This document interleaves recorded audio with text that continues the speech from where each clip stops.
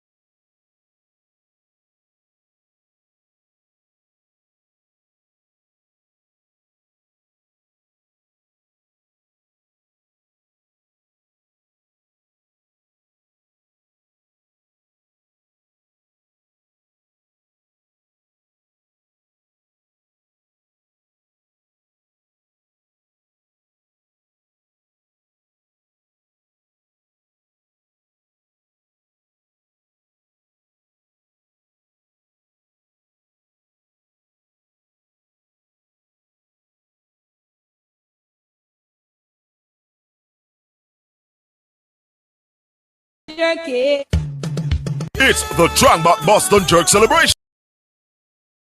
Sunday, July 9, Boston Beach, Portland. Gates open at 9 a.m. featuring Los Kukudu, Fab 5, Dr. Beanie Man.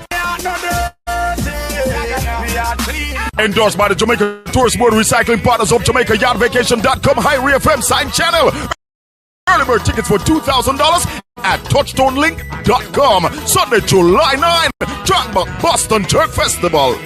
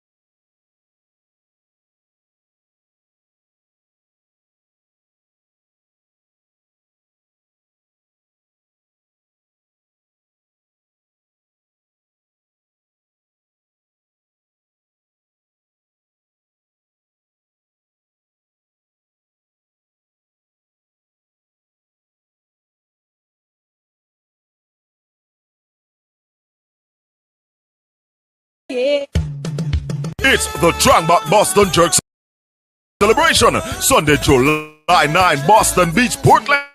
Gates open at 9 a.m. featuring Lost, Kukudu, Fab 5, Dr. Beanie Man. Endorsed by the Jamaica Tourist Board, Recycling Partners of Jamaica, YardVacation.com, High FM Sign Channel. Early bird tickets for $2,000 at TouchstoneLink.com. Sunday, July 9, Trangbach Boston Jerk Festival.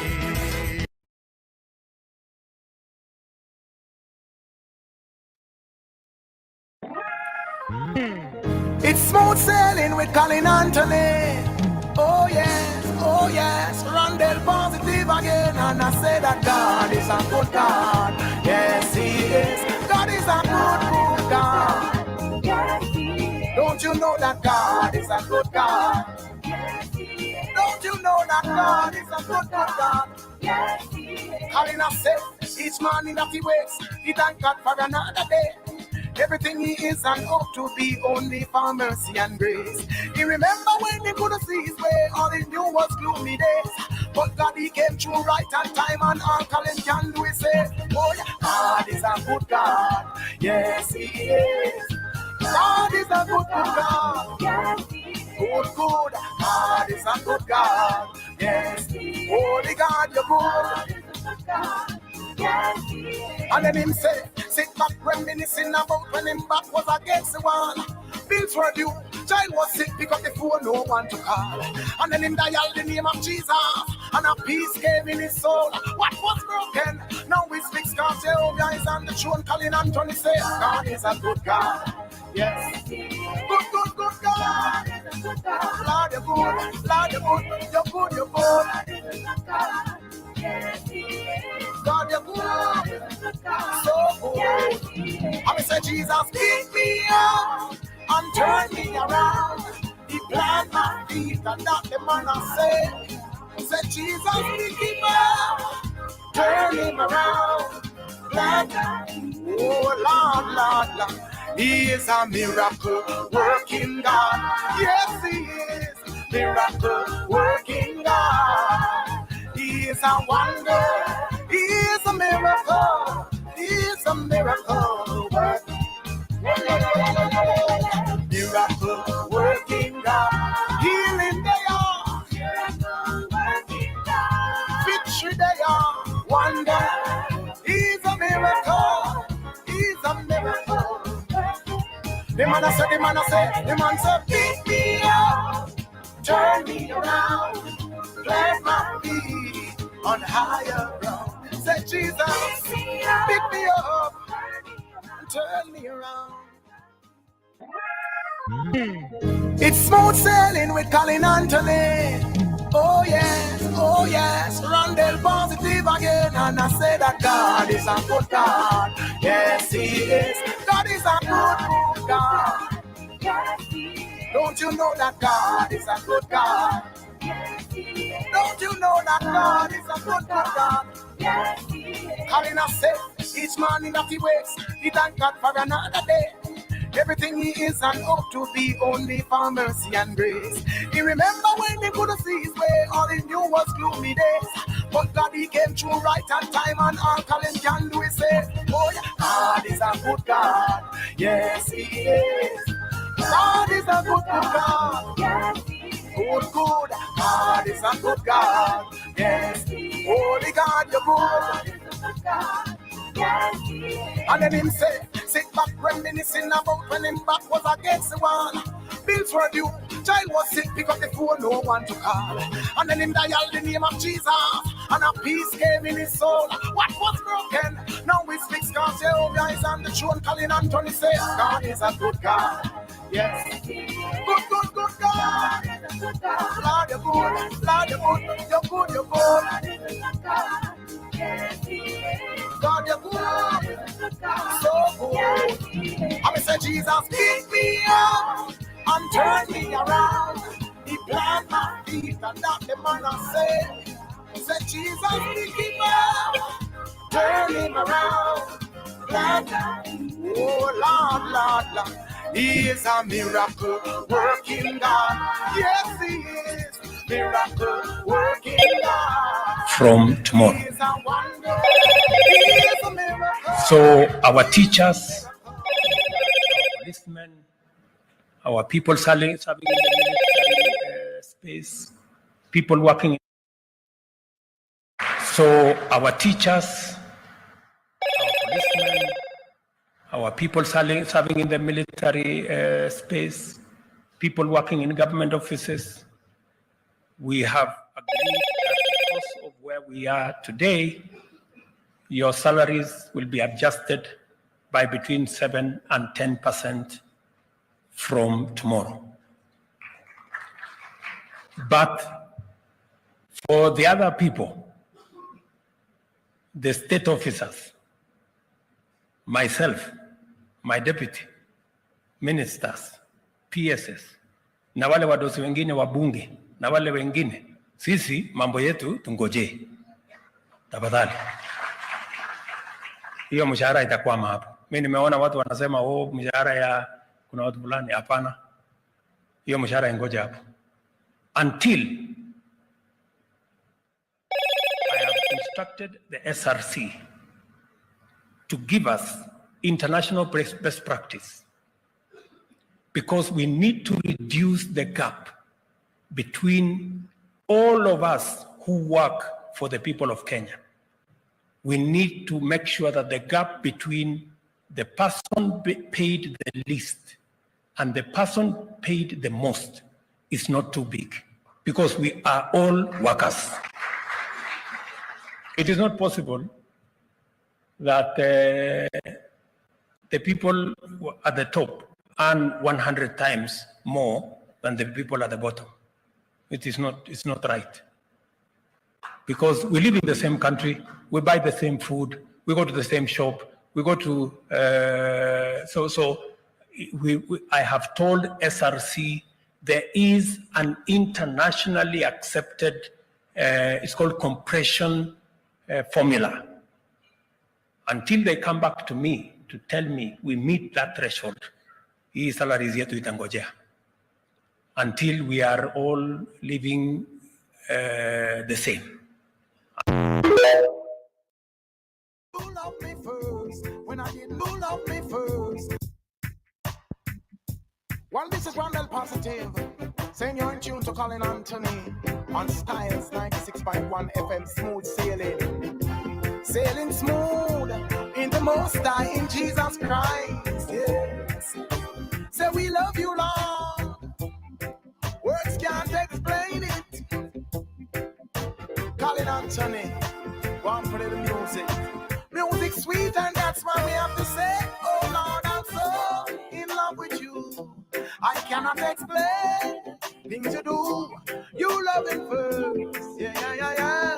Can you explain it? Can you explain all that Jesus Christ has done for you? In love with you.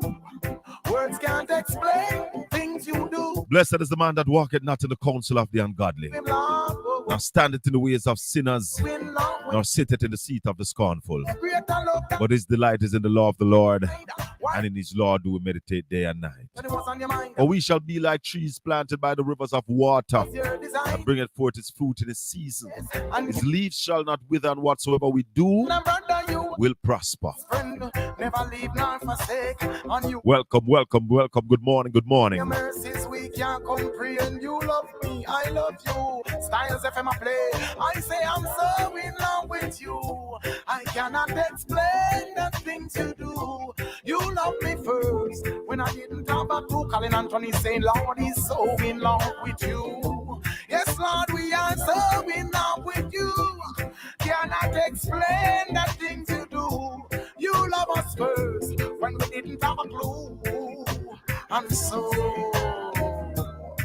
irrespective of merit, shown to the destitute, manifested towards sinners, Colin Anthony the proof. Your love is made perfect as we're dwelling in you.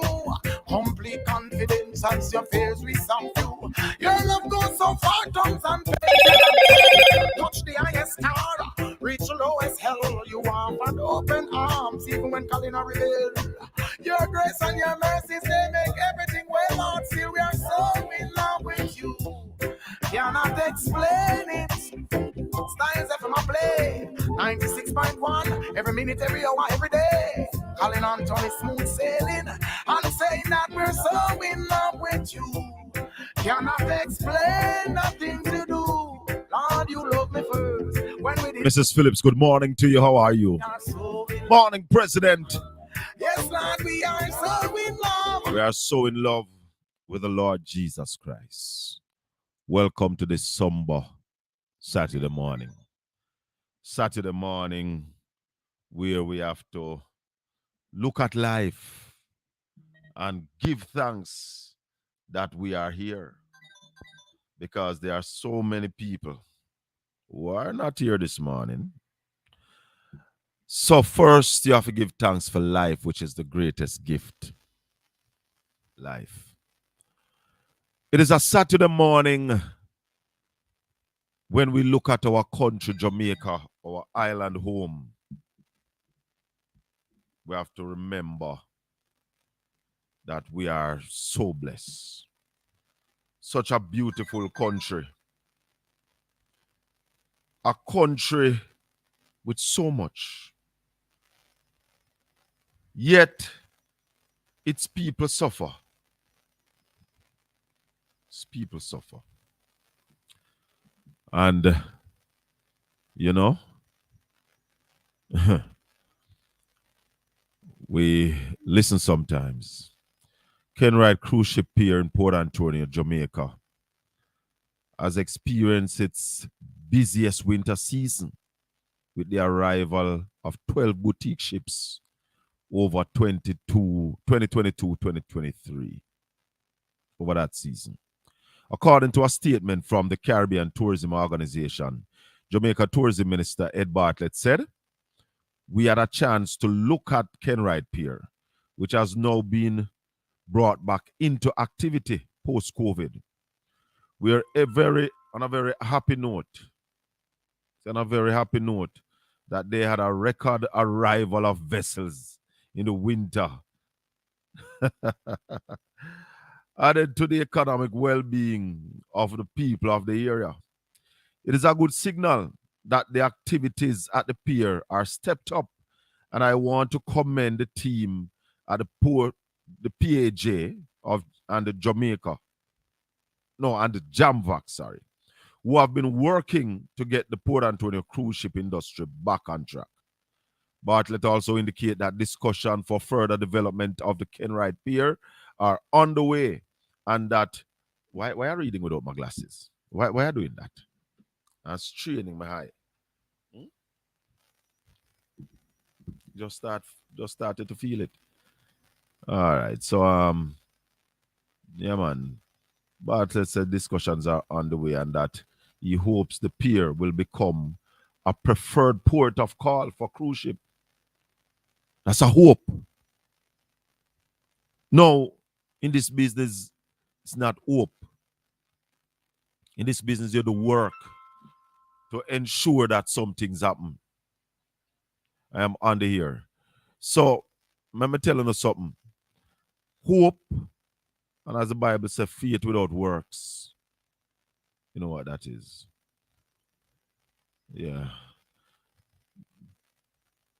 The government is channeling significant investment into transforming the eastern end of the island. Significant investment in transforming you see, hypocrisy. That no is pure hypocrisy, my people. And we have to understand when we see these things and know what is happening in our place, No people don't know what is happening. They don't have a clue of what is happening in our space. Significant investment. That's what the man said. No, the key to the east is the new road that was supposed to be built, that this administration had downgraded, and then they are telling us about the government is channeling significant investment into transforming the eastern end of the island. That is why the destination assurance framework and strategy is so important. What is that? We don't keep a meeting down here in a secret.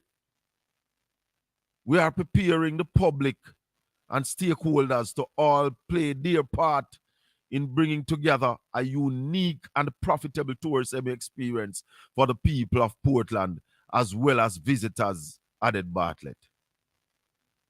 Given the Port Antonio Pier upward trajectory, Bartlett suggests that plans are in development to incorporate Navy Island into the tourism product.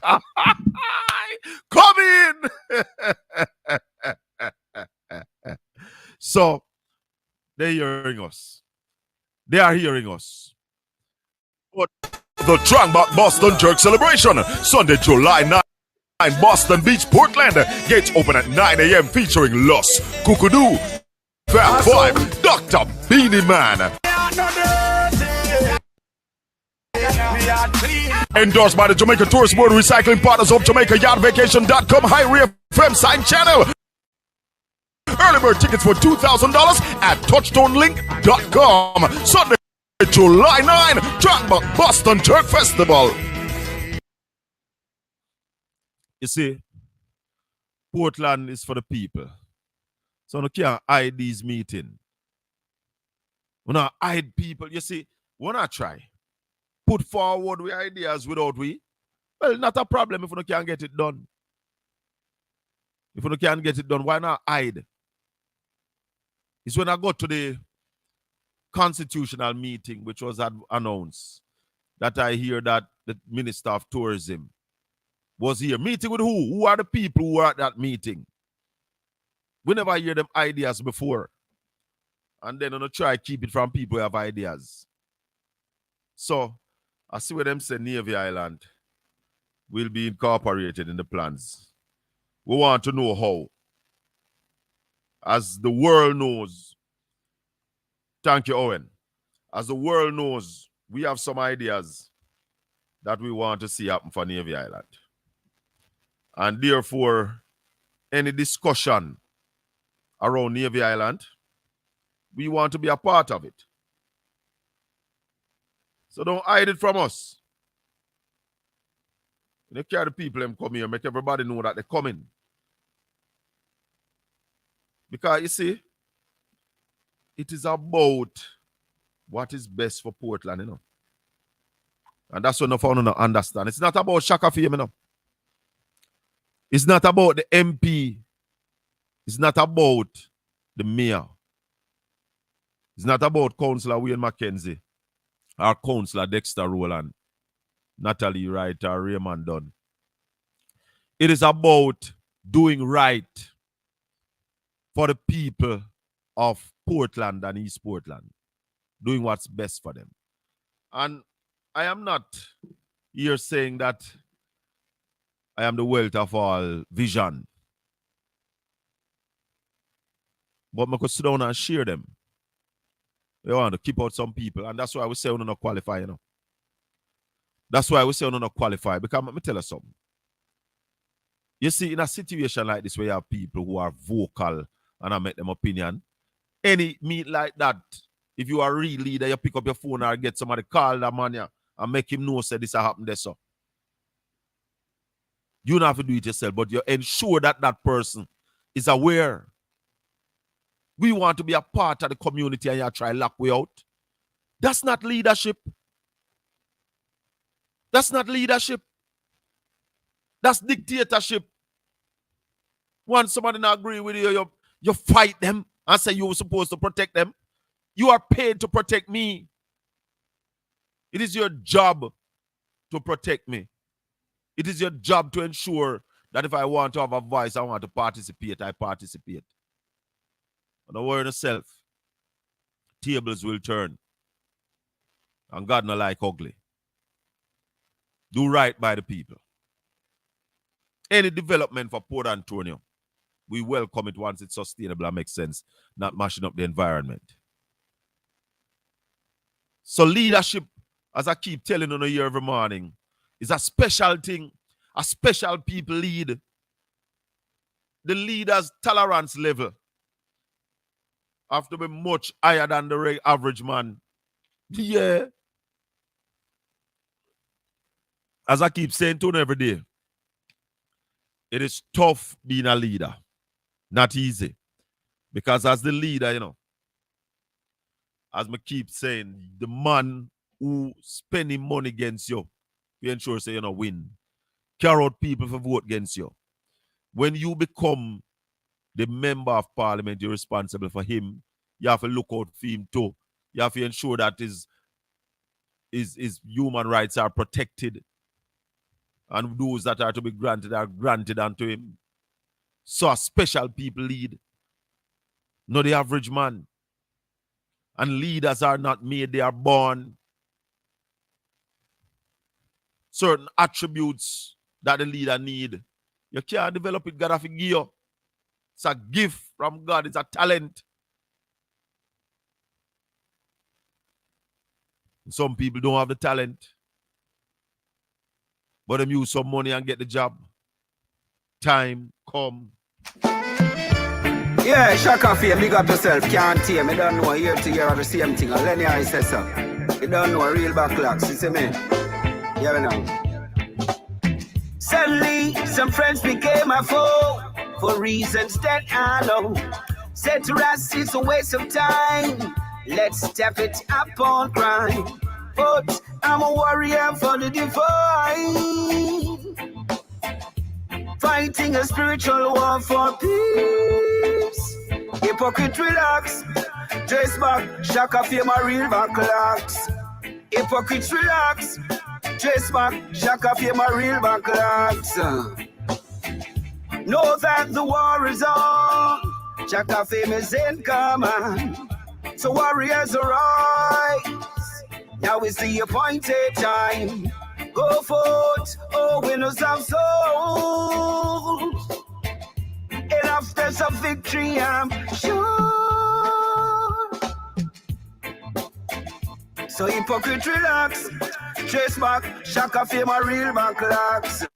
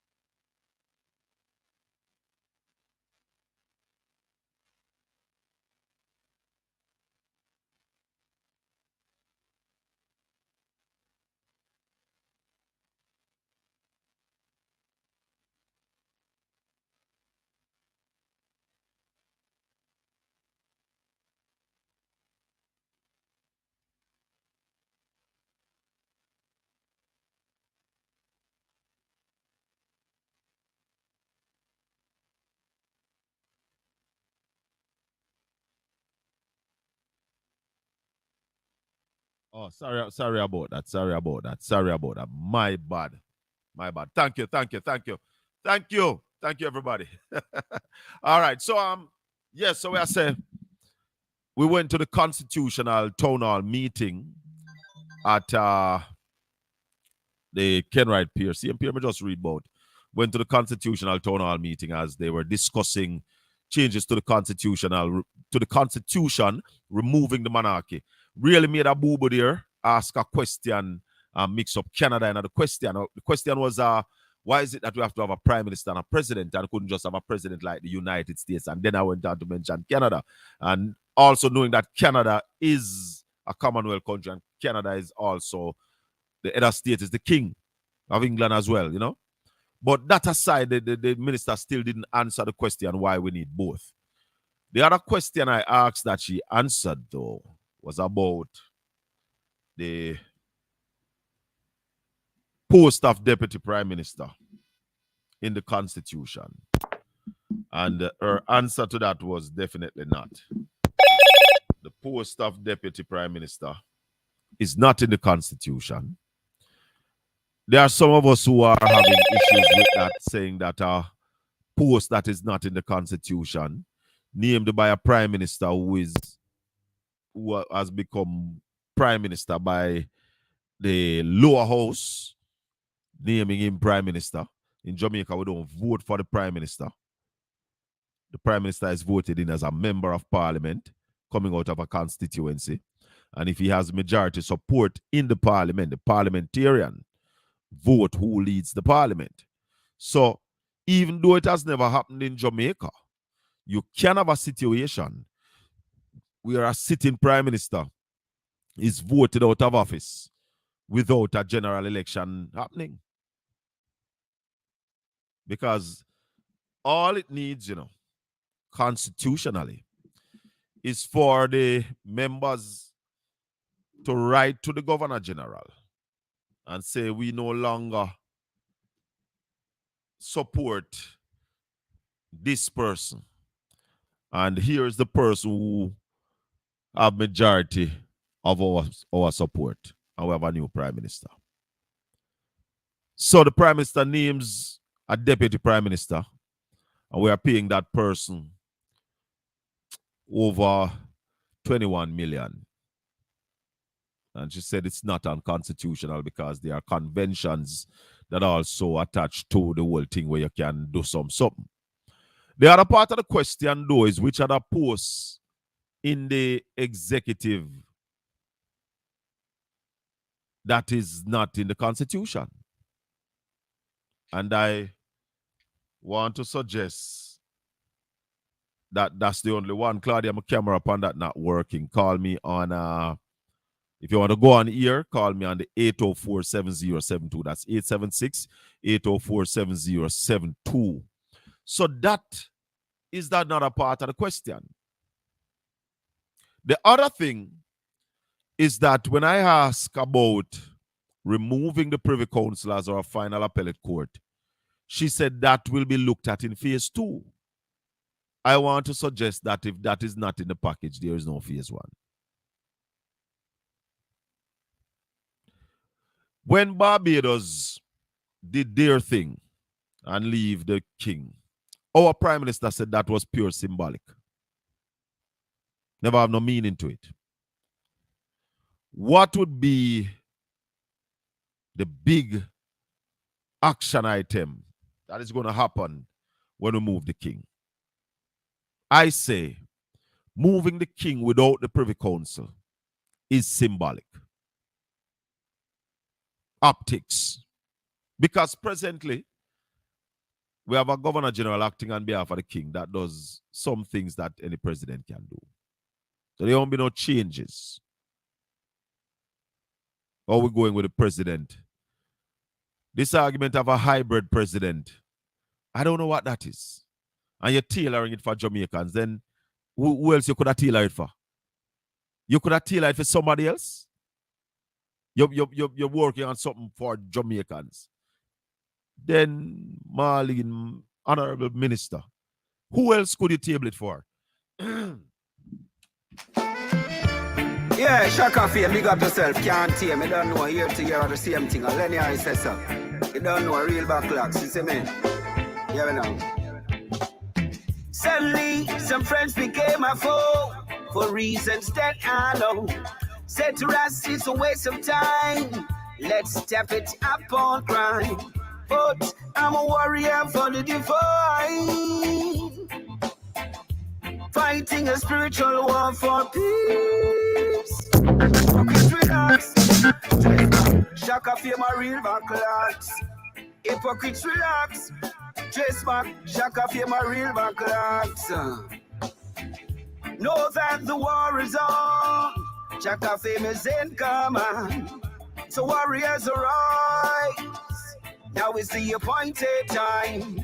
Go forth, oh winners of souls. Enough steps of victory, I'm sure. So hypocrite relax. Trace back, Shaka fame a real backlash. Talk about the real battle axe. We have the teacher online. Teacher, morning.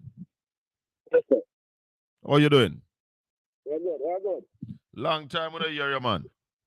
Yeah, man. Yes, sir. All is well? Yeah, man. Well, all is well is not well in our camp, teacher, because we hearing some arguments and not understanding them. Yeah. And therefore, we like when the teacher come on and clear up some things. No, Yeah, man. we are now in a situation where we have confirmed that we are going to pay our politicians these large sums. Mm-hmm. And the bill for salaries is at a all-time high Yeah, man. of how much? $268 million this year. $358 million. No, man. Billion. Billion. 358 billion. Yeah, man. And Total wage bill, $268 billion. and we also have the whole amount of import compared to what we are earning to run the country, and there's a deficit of how much? Well, them have a balanced budget this year and plan to collect about $890 billion in revenue. So that cover that, and then still a borrow from the IMF, $60 billion this year. Total borrowing this year, $139 billion. 60 comes from the IMF. We're still borrowing $50 billion a year. From the IMF. From the IMF, which we Yeah, said goodbye to how long ago when Omar Davis was Minister of Finance. We said goodbye to the IMF. 1996. Now, Ralston, is this sustainable? Because that is the whole thing. Is this sustainable, what we are living now? No, because the wage bill this year, $367 billion. Next year, it will be $382 billion. The year after, it will be $408 billion. And the growth rate is going to average 1% over the next 5 years. So how do you... I like to simplify it to your household. You're teaching, you're earning $200,000 a month, but your expense is at $500,000 a month. And all you do is still teaching. You're not changing anything. Yeah, you're not increasing your income stream. Yeah, man. So it means that you have to end up borrowing, or so at some point in time you have to have a dramatic cutback in your spending. We have, except for on your program, we hear you talk about these things, but we don't hear these things anywhere else. Nobody asking ministers about them. Nobody speaking to this. Why is that so? Well, everybody capitulates. No, a lot of people forget that the media is the fourth estate and your only job is to uphold the Constitution and protect the people. A lot of people forget that part and go in with the hype and it's all about money. So media have a responsibility as the fourth estate, yes, to hold the government accountable, to highlight these things. Precisely. Is there the people and hold the government accountable? That's the only role of media. Is there a ploy, though, that the government is using to hold mainstream media? And I point out what I am saying to you. To hold mainstream media quiet. When you have a government that pays for a time signal, the time by the Minister of Finance is 27 minutes to 10 o'clock. How does that benefit the country? Well, I mean, it is obvious to everybody what is happening in relation to media, what is happening in relation to social, civil society. It is obvious. They are not doing what they are supposed to do. Everybody here celebrates another or capitulate to some form of benefit. It is clear. I mean, that's not a secret. I am scared, Ralston, and I'll tell you why I'm scared. There's no more middle class in Jamaica. What is happening to the middle? What has happened to the middle class? They have been wiped out. It's either rich or poor. So do we have So more? society can't advance without a middle class, and that is why we are not advancing. What percentage of the population you classified as being rich? Well, I'd say about 1 to 5%. 1 to 5%. Mm-hmm. So you are saying, you're positing here that 95% of Jamaicans are poor? Yeah, no. What's your net worth to be rich? What your net worth ought to be? If there is a limit that you have to be above this to be considered as rich. Well, it's different in different countries, but in Jamaica right now, if you're not generating $20, $30, $40 million a year as income, then you can't make it. Some of us can write them the figure upon paper, man. The doctors, the teachers, and the nurses are running away. Those are supposed to be the middle class people. Why think they're running away, again? All right, so what scares me then, Ralston? There's a country close to Jamaica that is in that position. Mm-hmm. Haiti is in that position, would you say? We are firmly on the road to Haiti, if that is what you are afraid to say. Yes, the poverty, the wiping out of the middle class, the situation with criminality, we are firmly on the road to Haiti. Jeez, what do we do? Well, the people have a choice to make when they get the chance.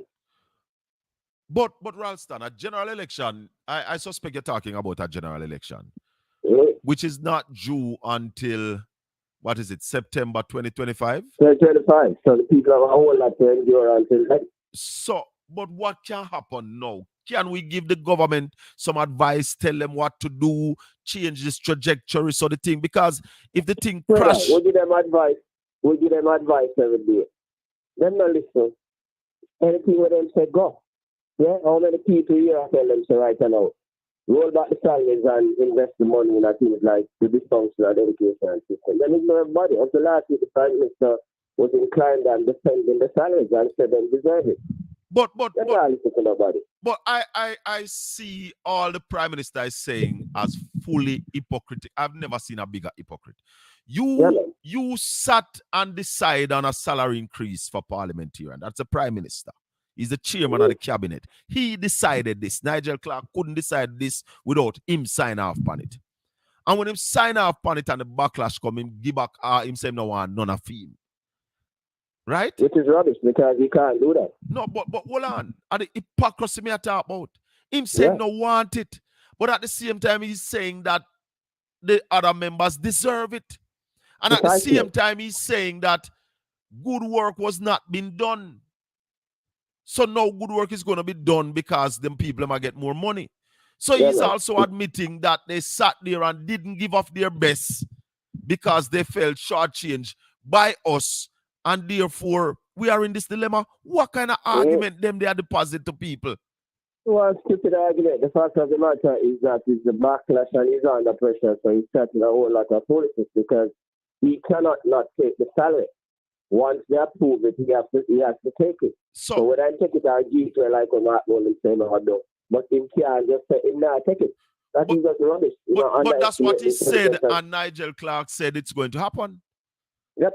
But I remember Robert Morgan on radio saying it can't happen either. No, it cannot happen. We know that it cannot happen. So you are saying that the Prime Minister get that money in his account? Huh? Are you saying that that money went to the Prime Minister's account? Of course. Ralston, you sure about that? Yeah, man. The man said not like people tell lie upon him. That's why he feel like just giving back everything. Yeah, that's stylish hypocrisy that again. That's not a stylish behavior. The Prime Minister has been losing it for the last couple of weeks because of the pressure that he's in under. So he's going to Parliament with a rant and then he's going on a client under the rant. Prime Minister's behavior is totally unbecoming of the Prime Minister. But is that prime ministerial behavior, Ralston? No, that's what I'm saying. It is totally unbecoming. It is childish. Not only his behavior, the whole top brass of the JLP is like them getting mad. If you notice the reaction to the poll, Don Anderson, then he's gone to the poll to themselves.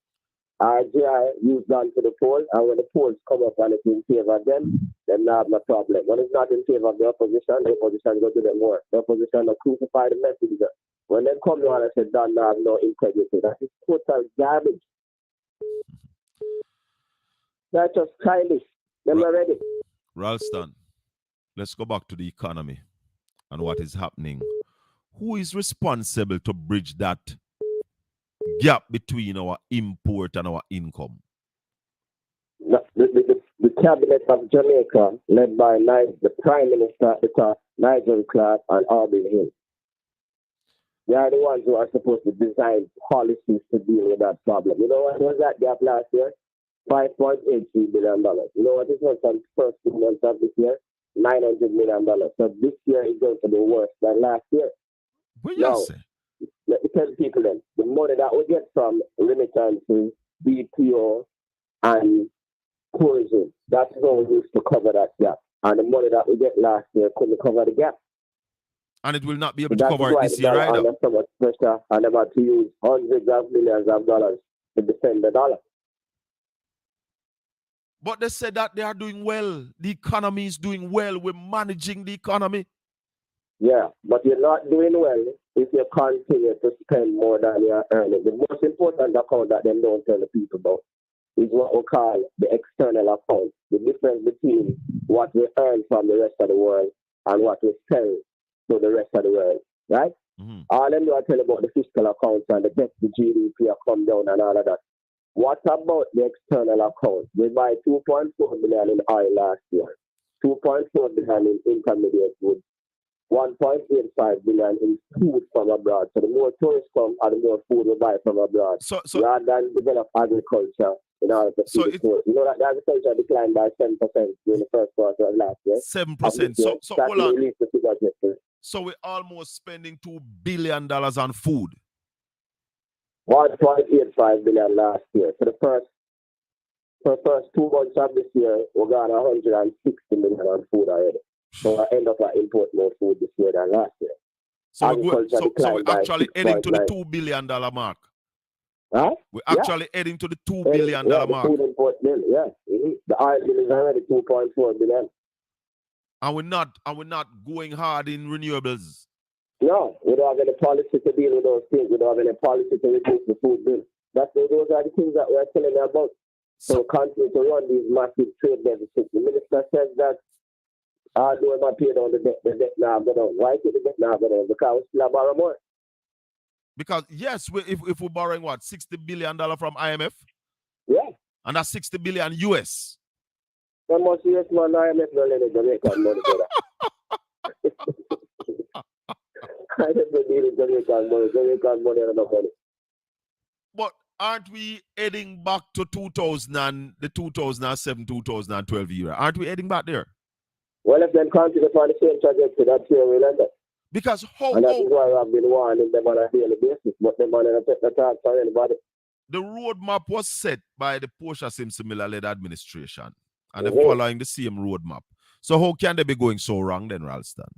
No, they're not following the same roadmap. One of the most important things with the Portia Simpson-Miller thing was that you balance the book and balance the people life. They must not balance the people in life. They're not business with that. They must have balance the books. The hospital run down, the road run down, the school run down, no production. It's just taxing, spending, and borrowing. How can we earn more though, Ralston? What can Jamaica do to increase our earning on the international market? All right. The first thing what the man needs for that. They need to develop the renewable energy policy. We can't buy so much oil. We can't buy 2.4 billion oil a year. Jamaica has hectares, whatever you want to call it, acres and acres and acres and acres of idle land. And you have man sit down on the corner and bunch of and pay a domino. We need a policy to drive agriculture so that we can reduce the food import bill. In that way, we'll maximize more money from tourism. When you Minister Bartlett can tell you how much money we get from tourism, only 40% out of that stay at Jamaica.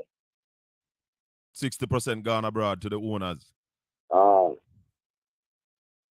those are simple, basic things that they can do right now, tomorrow morning, if them sensitive.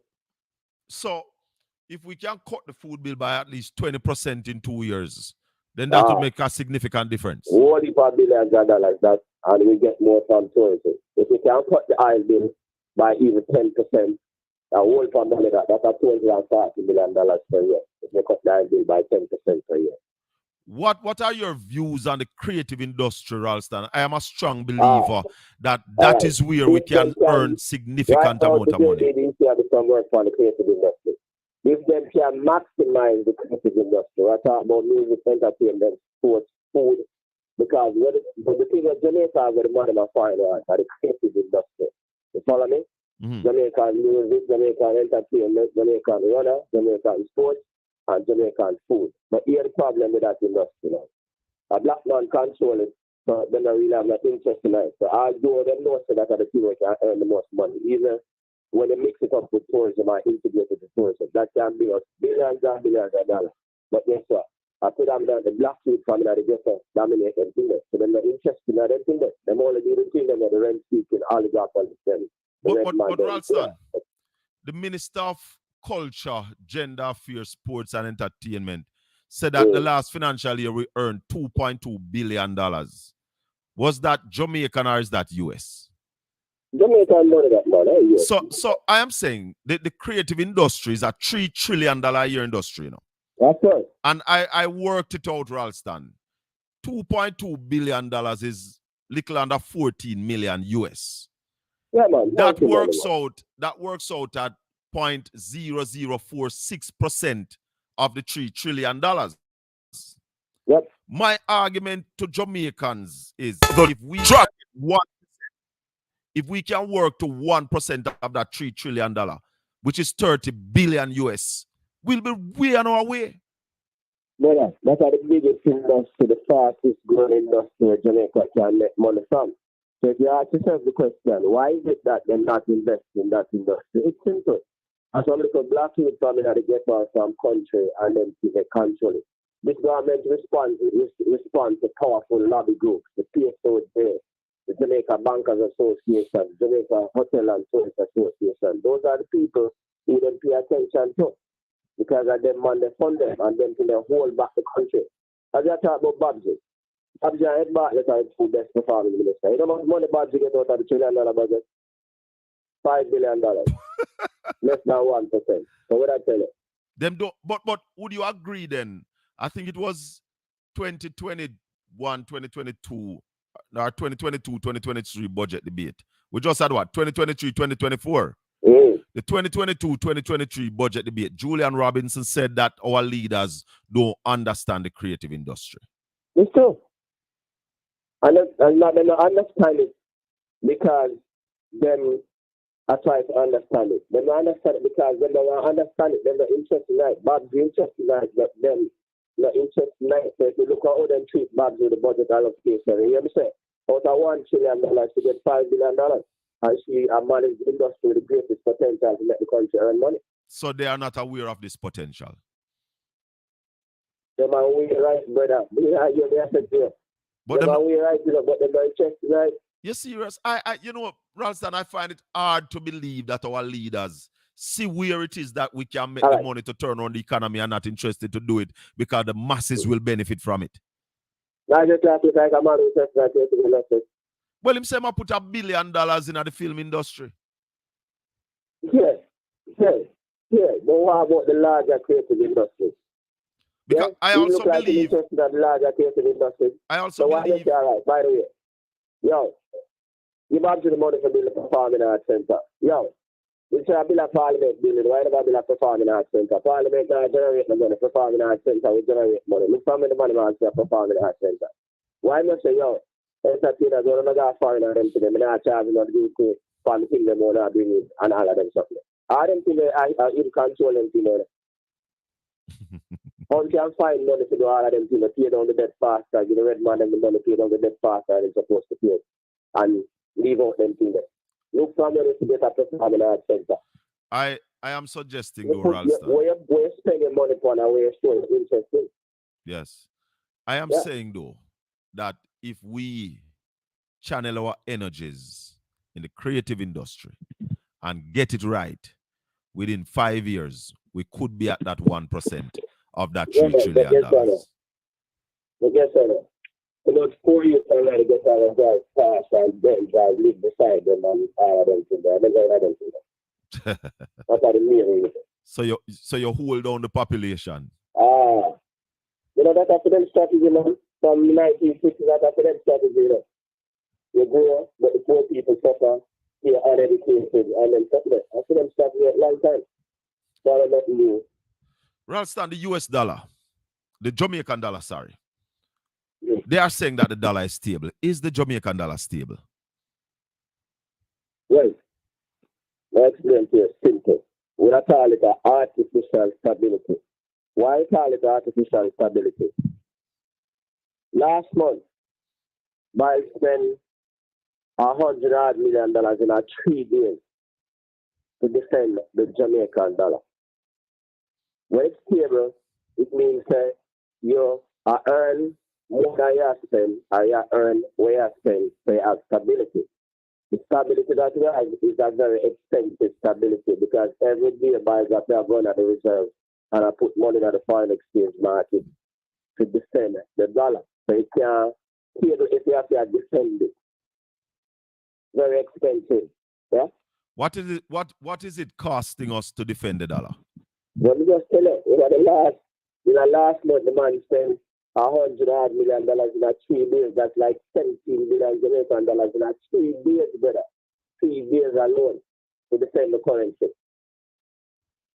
If you have that stability, wow. as long as you import more than you export, the dollar can't stable unless you defend it with the reserve.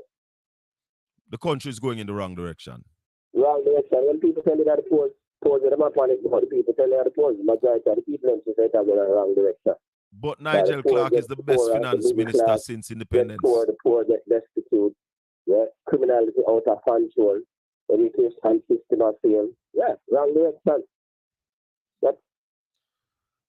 Managed by the best finance minister since independence. Well, that's how they say, but you don't say that. That's how they start. Keep that. Yeah? Keep that. What percentage of the budget agriculture get this year, Ralston? Less than 10%. So Babsy get less than 5% of the. What Babsy get? 1%, you say? Less than 1%. Less than 1%. Half a percent today. 0.5%. Yeah. And the agriculture get less than 10%. So and the Ministry of Finance and the Ministry of Economic Growth and Development get the most of the money. The Ministry of Finance get the most of the money for a debt payment. And then say, I paid on the debt faster than program far. And then the rest of the bill got up on the account. The 2 months spend all of the money on the budget. No God and Nigel Clark. Wow.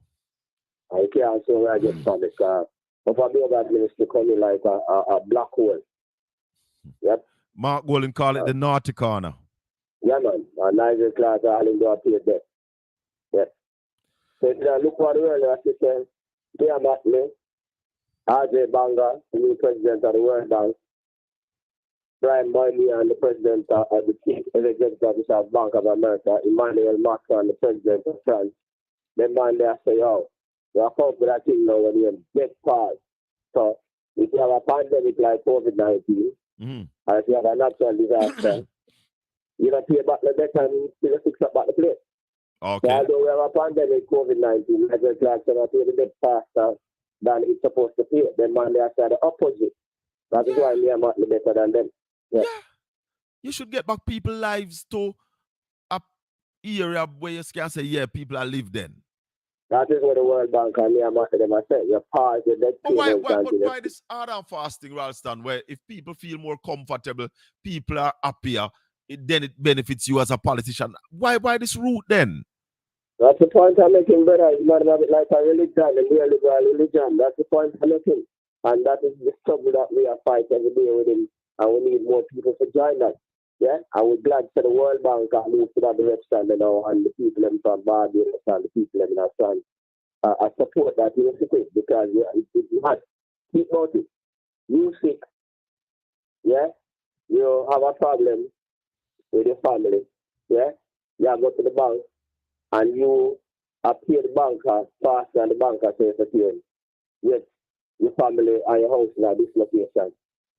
What think your wife ever said to you? And that is what the people of Jamaica said to them that are so if you look on the people of Jamaica as them why. The people of Jamaica say, yo, we accept this. That is why them behind the report. So no matter how them panic and say, done and this and done and all done is just the message I carry the message from the people to them. But The people them must say, are we heading to a dictatorship, Ralston, where you have an election that is due from 2020, and we hear the chairman of the information committee from the GLP or from the government saying that no election is in the air? Yeah, man. You are creating dictatorship, man. That people are Jamaica and don't wake up. Yeah. When people wake up, it have come down upon them already. Yeah, man. You can operate like a dictatorship. Yeah, man. You are creating dictatorship in Jamaica. And the truth is just the truth. The election has been due since 2020. Yeah, man. You are creating dictatorship. We're not afraid to say that. We are the fourth state and we come to protect the Constitution and the people.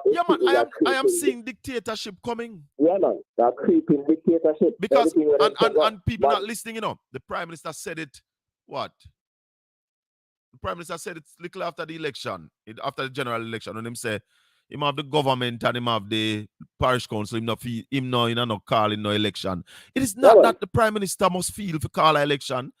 There is something in the Constitution said that after a 4-year term, you have 90 days in which to have a new election. Precisely. And them are going like them on the Constitution. That's the point. And that's the media and civil society have to put on more pressure upon them because them are going like them on the Constitution. You know what I'm saying? Maybe because they might get the CNP officially like Putin. They might go on like that in my Putin. Ralston Iman. Thanks for the time, teacher. So we need more people to talk out better. Let's say that's it here. The madness, the man might go out there. Pure madness. But then you have some people who are defend the madness in them. You have a brethren here named Steve Nugent. Well, all he's talking about is the PNP still. Him not say nothing about the GLP because him not defend where we are. Him not say where we are say wrong. What he's saying is that PNP didn't have power for much years, and PNP now this, and PNP ruled Jamaica for 18 years. Let me say something. Here's the foolish article from the Miami Herald. Remember, in 2007, Omar is bring the debt to GDP down to 115% from 262% where Seattle left it in 1989. Yes. Yep. When they come in 2007, by 2012-13, the debt to GDP gone up to 147%. You follow me? Because they tell the country the global recession of 2008 never have no impact on the country. You remember that? Yeah? You remember that? Oh, let me remember that. Let me not remember that. Hardly sir, Ed Bartlett told the country that the financial crisis will affect the country. It would benefit us actually. Yes. And then take 3 years before they go to the IMF. Then get an agreement with the IMF on February 2, 2010. Then fire Lattibody, the country's most experienced central bank governor, in November of 2009. You follow me? Mm-hmm. And then they go and take a full agreement from the IMF. Take the man them $2.4 billion. Never been able to test them, and the IMF locked out of the international capital market. We couldn't get the money to borrow from nobody. We couldn't even get a talk. That's right. Not even a talk we couldn't get. So we're not even reached the borrow stage yet. Maxine Waters, Sarah from Christmas Eve. Go over there, go check Christine Lagarde over the IMF as woman to woman. Yeah. We work right through Christmas. But you remember saying they did have to beg Obama to go make a little talk to Yvette Clarke and them people, eh? Not tell you. So we can tell you from experience. We work on that. We have to work with through Christmas in 2009, 2012, until May of 2013. Every night we were the Ministry of Finance. So then you can't tell me nothing because Nigel Clarke never in a public life them time. Yes? And by May 2013 we get the agreement. And we use Petra Carib bring the debt to GDP down from 147 to 120. And then when they win, they change the definition of the debt, take out the Bank of Jamaica debt, and that brings it down to less than 100. So let them tell people in their foolishness, yeah? Are them run up the debt and carry the debt to GDP to the level where it go, and them are going like that, and them are the ones who engineer the come down. You follow me? It started in 2013 and then come and continue, and then now them are overdue, yeah? And I punish the people that we could. Nothing at the hospital, them, road them now fix, the school now fix, Yeah, then come and take big salary increase. Yeah. That's what it is. Is it that they are following the roadmap to the extent that they're not doing anything different? They haven't come with anything new, so they must say, well, we have to do something for ourselves, make us pay down the debt a little faster. Yeah, man. Yeah, man. So them not come with no ideas. Them not by chance, them win. Yeah, them never have no ideas. All they need to say, boy, is that we are meet the IMF test, but we don't meet the people's test. Yeah. Exactly. They never come with no ideas. Thank you, my virgin. Yeah, man. We'll talk. One love. Keep the fire burning, yeah, sir. Man. Cool. 804-7072. Steve Nugent. Call me, no man, make we have a discussion. Because you see, you're living at the past, you know, my brother. This is 2023. And what you're basically saying that what never happened in 1998, 2003 and them way there mustn't happen now. We must give the GLP a chance to fail. That's basically what you're saying. That's what you're saying. Come talk to it the next way. Call in. Worry yourself, man. Everything I come. Call the man, no call in. Ring the man and have the man number. It's 10 o'clock, people. I want to talk about the polls yet. So the new poll result. The new poll result is out. And the people are panicking. What are panic for? You're not do well. You're not doing good for the country. You're failing miserably. And you expect the people now to basically say yes to, no? And I saw the thing go.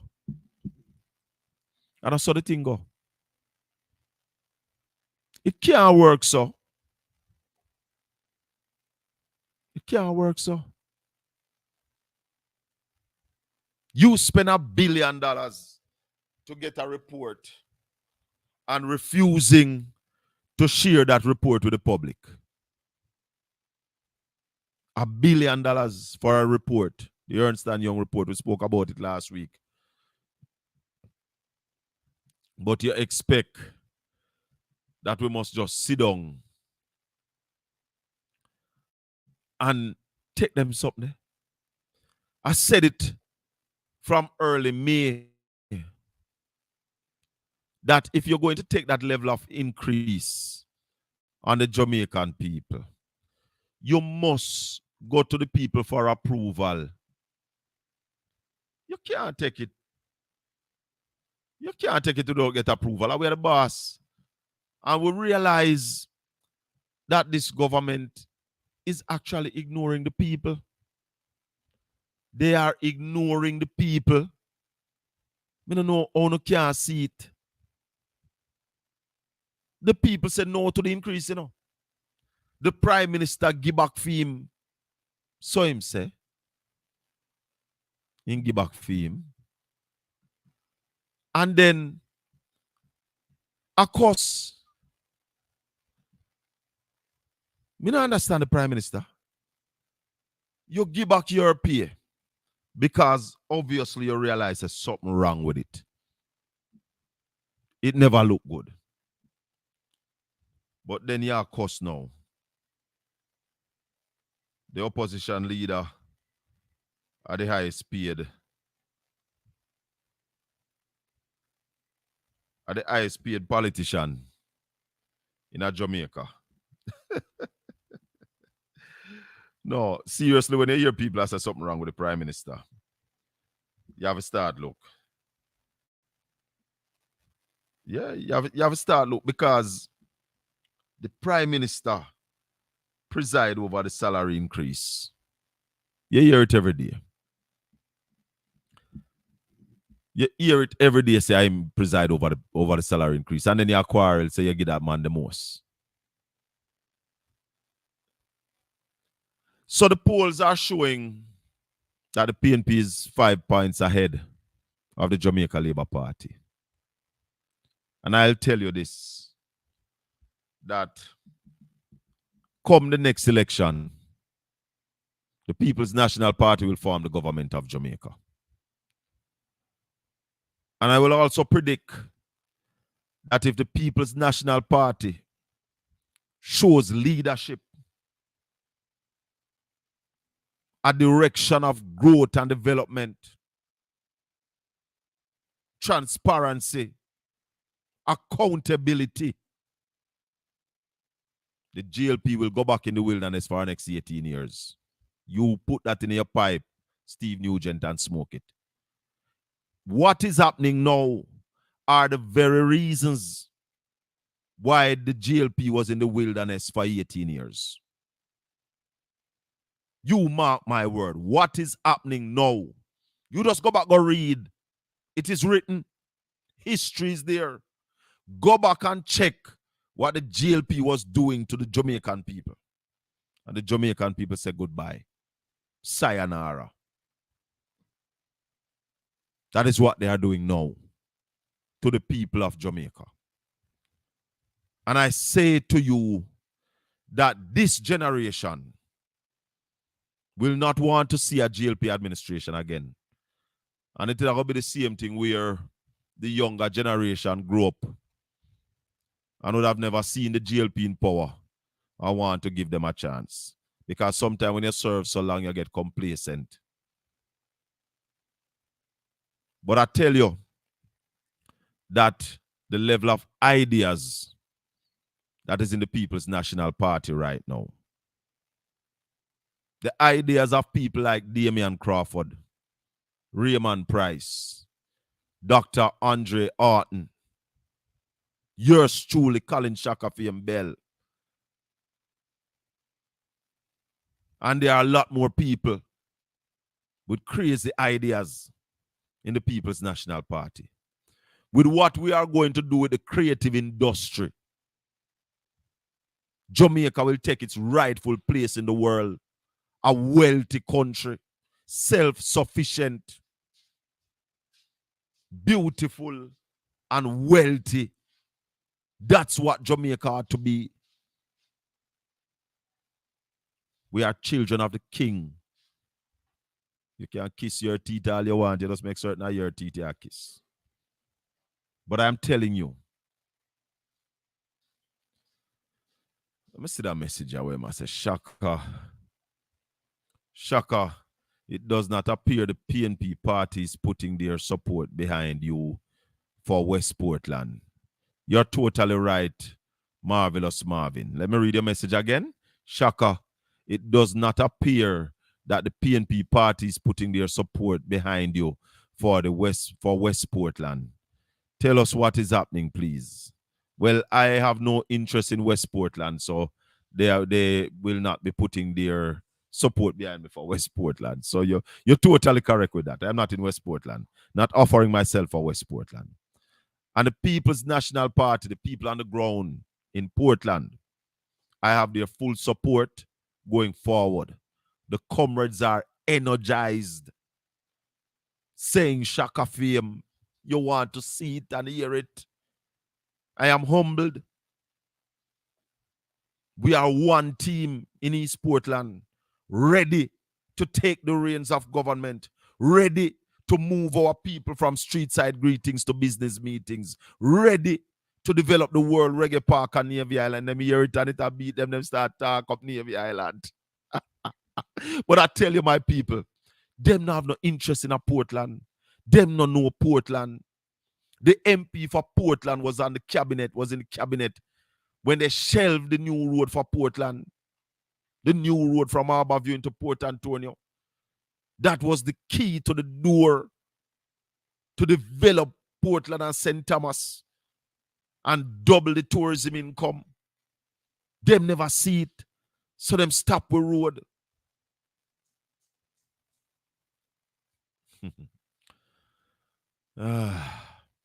Steve Nugent saying, telling parents don't vote for me. Steve, your parents, they are adults.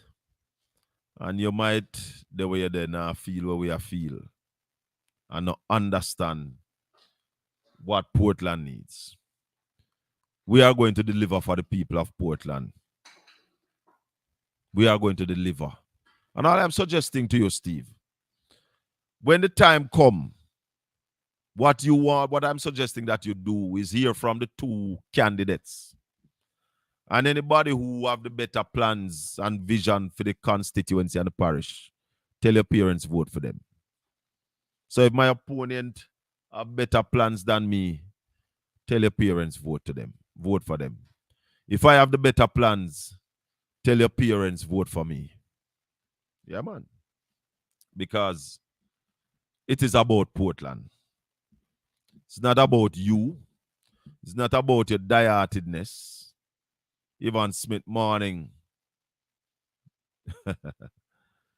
Shaka, what's hybrid president? they must want to put in a bro god.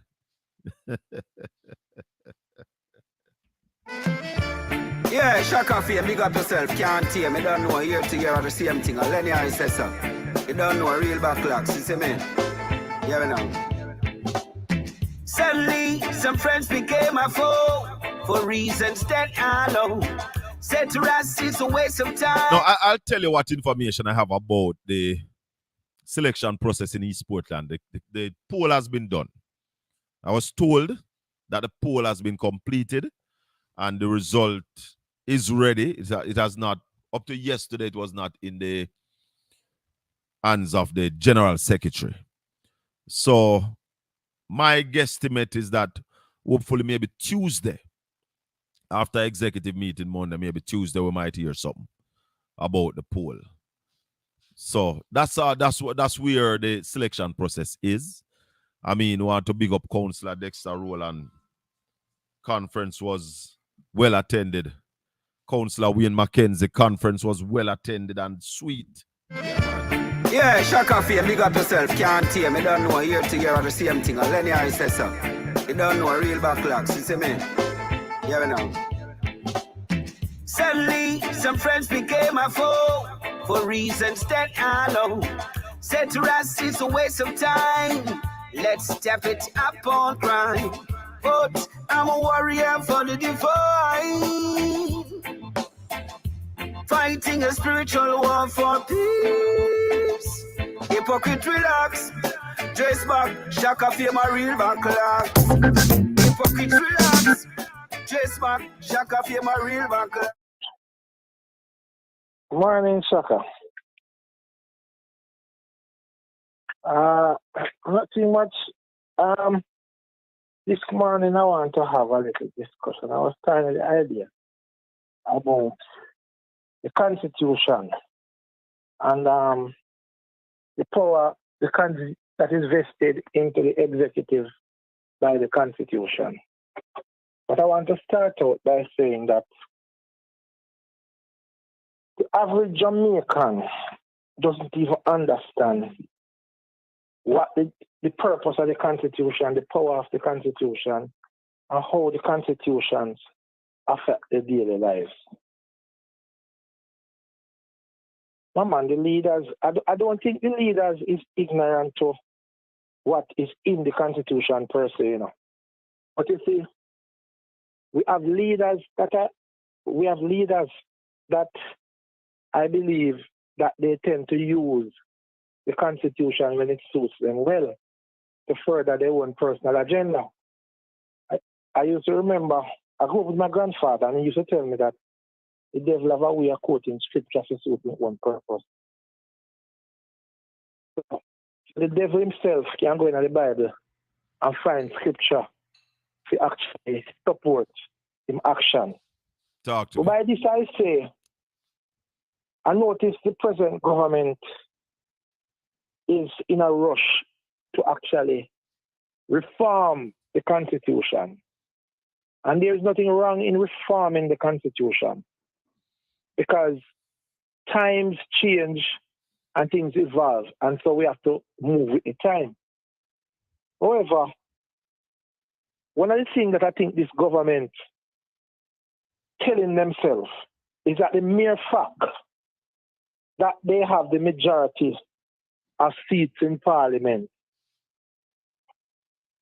and the majority of the seat, even though it represents a small percentage of the population, they do believe that they have the right to determine how what type of constitutional arrangement the masses need. So even with the consultation that they're going around and pretending to be having, because I call it pretend, and why I say pretend, because I've seen sound bites and clippings, and most of the time the pertinent questions that are asked by the individuals, the answers that are given are so insufficient. It let it appears as if it can't be these persons who are going and champion the cause and then can answer some basic questions as it relates to present clarity to the persons who have an interest to be there. So in my mind, this going around is just a facade, because in their mind they know what kind of arrangement they think that we need. I agree with you, Wilson, and I tell you something why I agree with you. And the government presently does not have a position as it relates to the Privy Council. How then can you be going around wanting to move the king and you don't have a position on what you want to do with the Privy Council? I don't think, no, Chaka, I don't think I'm going to agree with that. I think they have a position. So why they can't make it public? No, because in their mind, they want to end, they are testing the waters. They need to understand how they operate. Talk to me. They will actually push out soundbite, leak things, and watch the response of the people. And then they act afterwards. So they have a position. And this government previously had made their position clear as it relates to the Privy Council. Because remember, when they thought that Tufton and who was the other person would have sided. Is Arthur Williams the same name? Arthur Williams, yes, would have sided with the opposition to go for the CC. Yes, I have a seat. Yes, what they did, it was from there that the predated letters, remember those things? Yes. To ensure that they don't vote. Right. They could have actually get them out of the Senate in the event, because those persons at the time had an interest in the CCJ and they knew that. That means we can safely say that the government policy as it relates to the IMF from then, not the IMF, the CCJ from then. Yeah. And the Prime Minister said it on more than one occasion, that they don't really have confidence in the CCJ. And I don't think that policy has changed, because if it has changed, they could have definitively come out and let us know that, yes, we are going to go with the CCJ. Because it makes no sense to think out the Constitution. And at the same time, we remove the Governor General, remove the Queen, and at the same time, our highest court is still the Queen's court or the King court now. It can't be. It can't be. And most persons who want constitutional reform want a complete thing, but they don't want to do it like that, because they do not want it up here. Because you need to understand something about these men. They do not want people to say, I'm working with somebody else's idea. But they want to own, even when it is clearly not theirs, they want to still own it. But not wrong if you own it as the person who implement it. No, but in the same breath, there are persons who will use it against them and talk, and they don't want that. Yeah, but every good leader have used some other people's ideas. No one is the wealth of all knowledge. No, but here this now. But if you beat down somebody else's idea and you say you are better than them, and you're a better manager, and you have all the ideas, how are you going to use that man idea? I want to defend the government on that one, because I see them use Damien idea. Yes, but hold on. The light bill idea, they use that. Which other one they use? I think they used one more from the manifesto. You see, Damien is loved by everyone and that have an interest in politics. But he's also hated by the other side because of the influence that he has and the power that he has to command respect and people to listen to what he's saying. Because remember, you see, thinkers and everybody a thinker. Talk to me. And because it's not everybody a thinker, even the man who can't think knows a thinker when he hears a thinker speak. All right.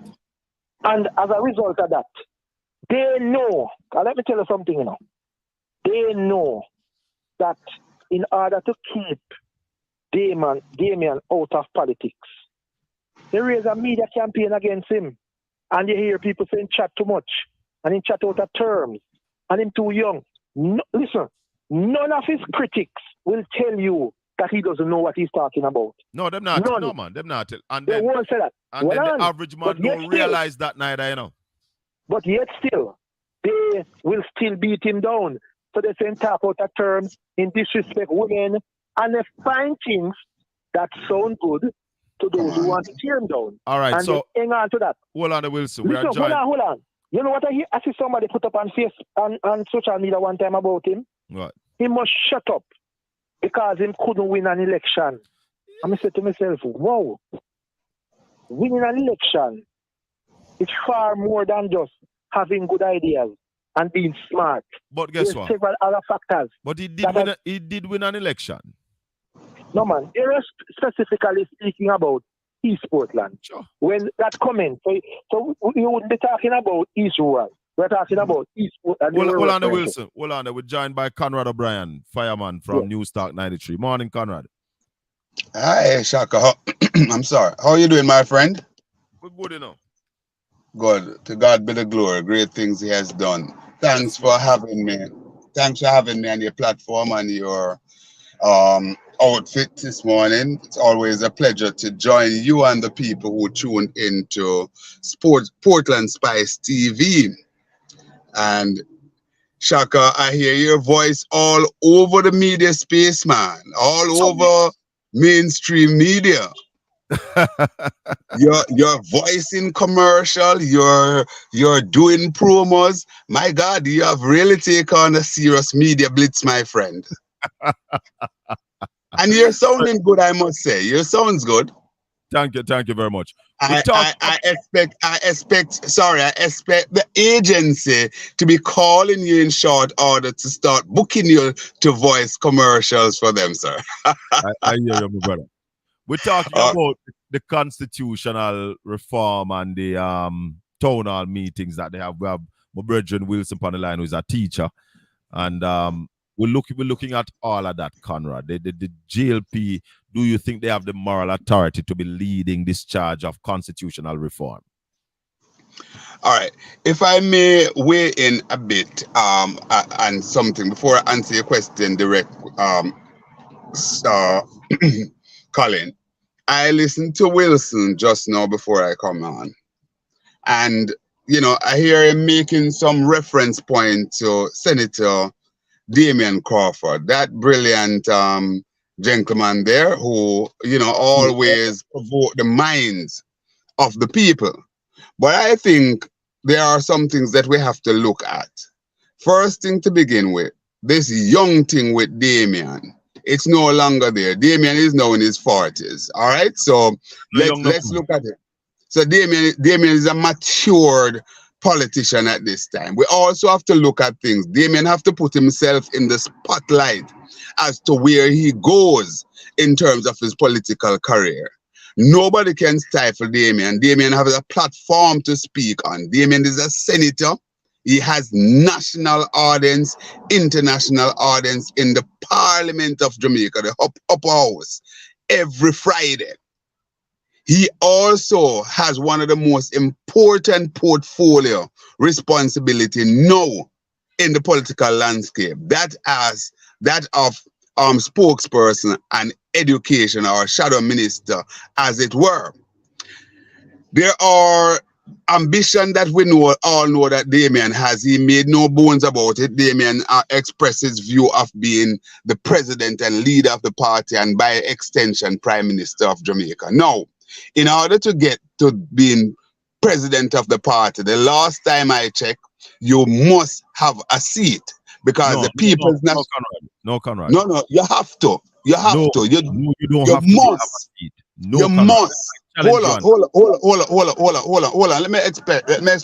Let me finish, please. Norman Mandley, the late great Norman Mandley, became president of the party, as was lead president of the party because he didn't win his seat.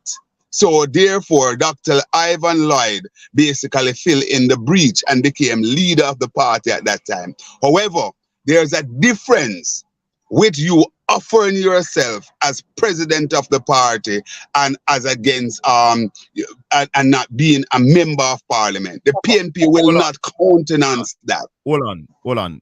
The Constitution of the People's National Party does not require you to have a seat to be the president. To be the leader of the opposition, you must have a seat. But to be the president of the People's National Party by the Constitution, you do not have to have a seat. That's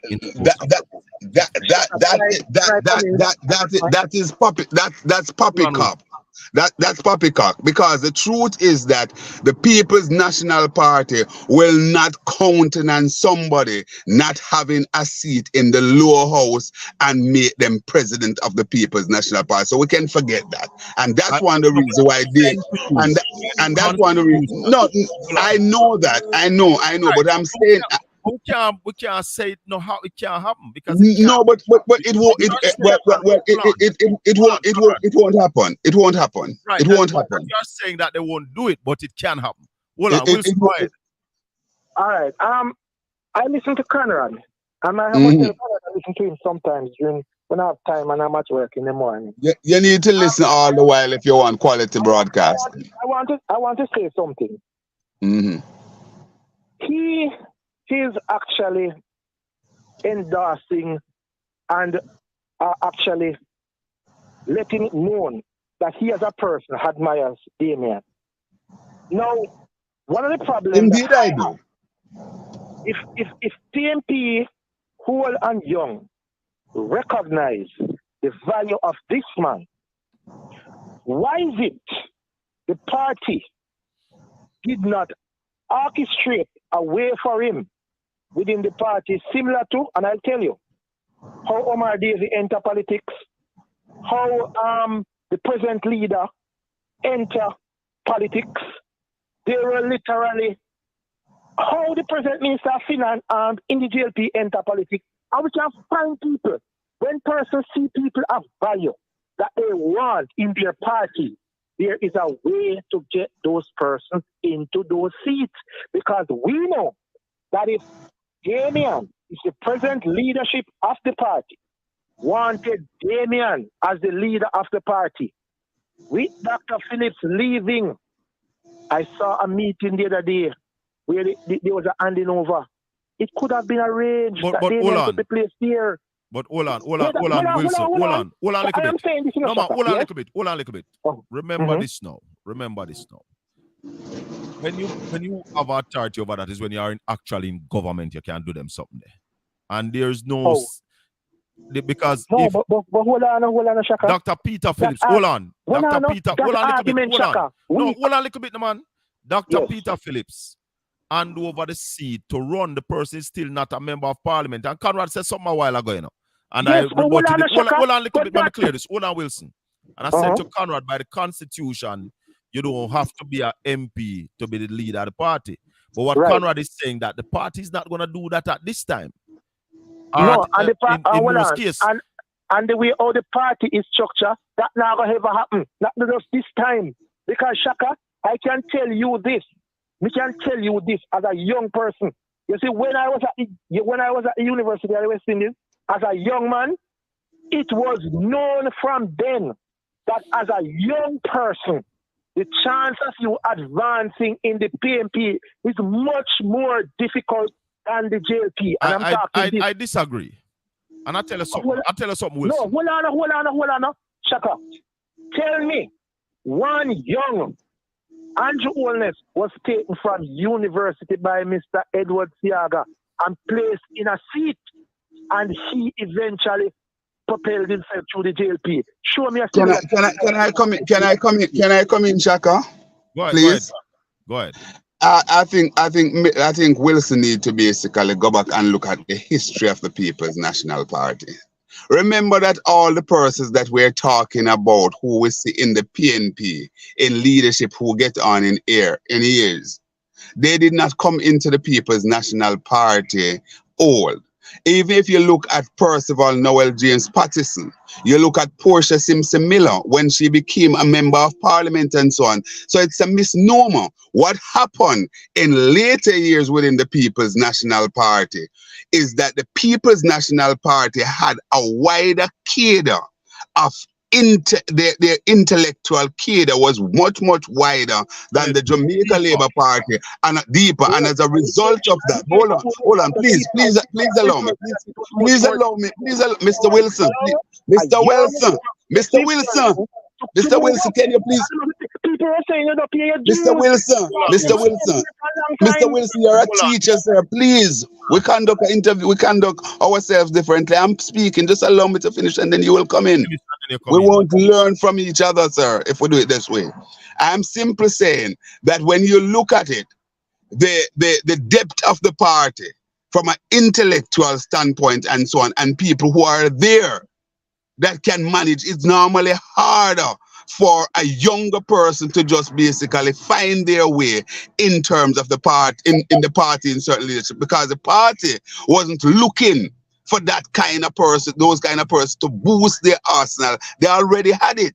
So you find that there is a level of apprenticeship that you and more have to pay within the PNP in later years. But to say that the PNP doesn't give people, young people, opportunity, let's look at something that took place recently.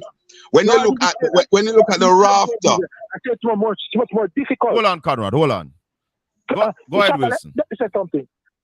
Conrad, I did not say they don't give young people a chance, but I'm saying it's easier in the GLP. Much more difficult in the PNP. It is much easier in the other party, and I'll go further to say this.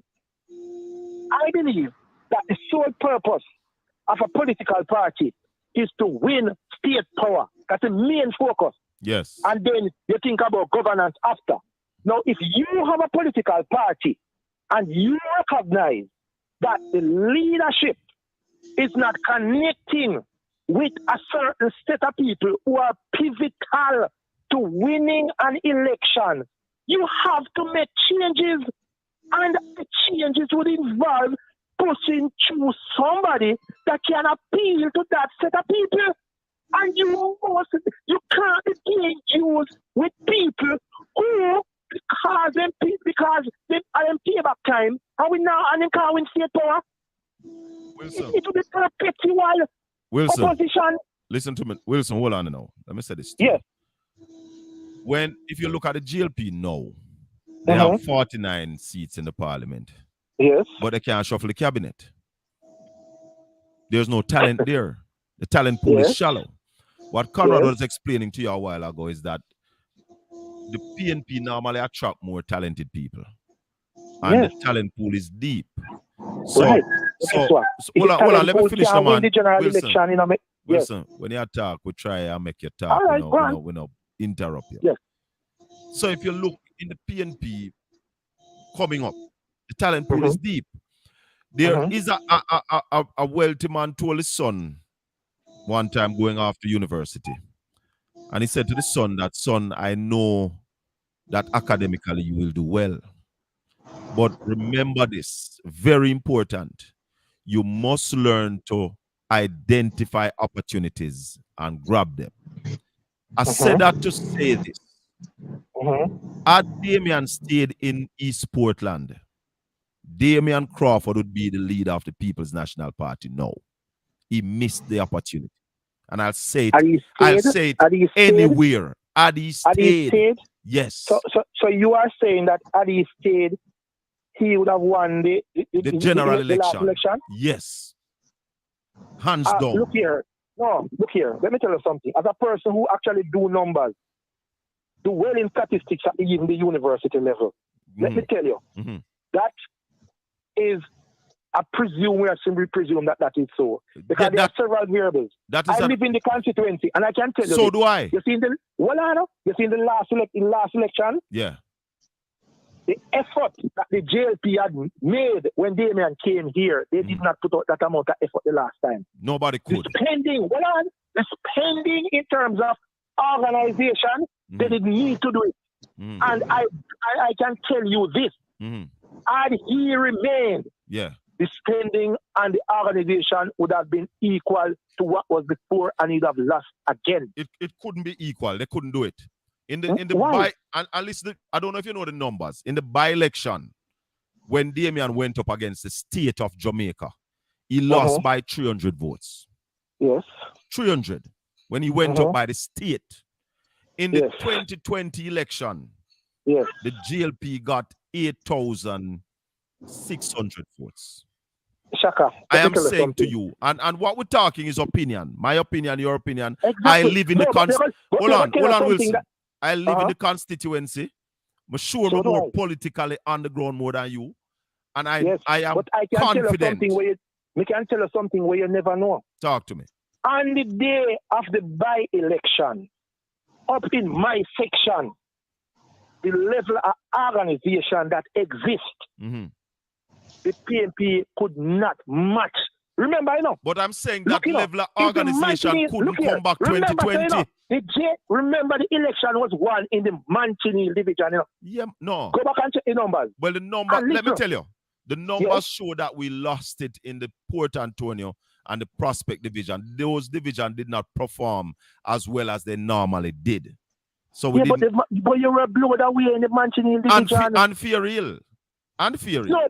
No, but Fear Hill was always in the JLP column. Yeah, it has ever been. Yeah, man. But we have in never the won that Mancini one. division, you were blown away. Yes, and man. as a person who was on the ground, the organization that exists, Tufton and his team, and I'm saying to you, hold on, but I'm saying to you, Wilson, hold on, Wilson, could have matched that. Hold on, Wilson, but that couldn't come back 2020.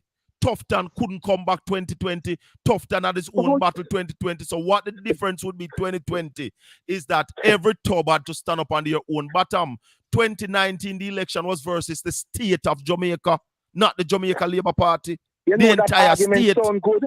Hold on, that argument sound good enough, but guess what? That's a factual argument. You see the reality on the ground, it would have been, listen. Yeah, but let me chip in here. Let me chip in here, please.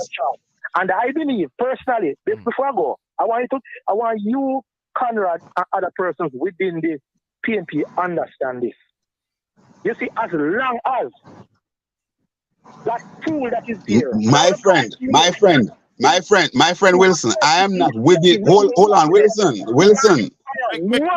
Make him just finish. Conrad, go ahead. One young person nationally who is looking for a party. If we take a person like Anthony Hilton, very intelligent man, is a person who can galvanize people to get them nationally to sweep to a party? Absolutely not.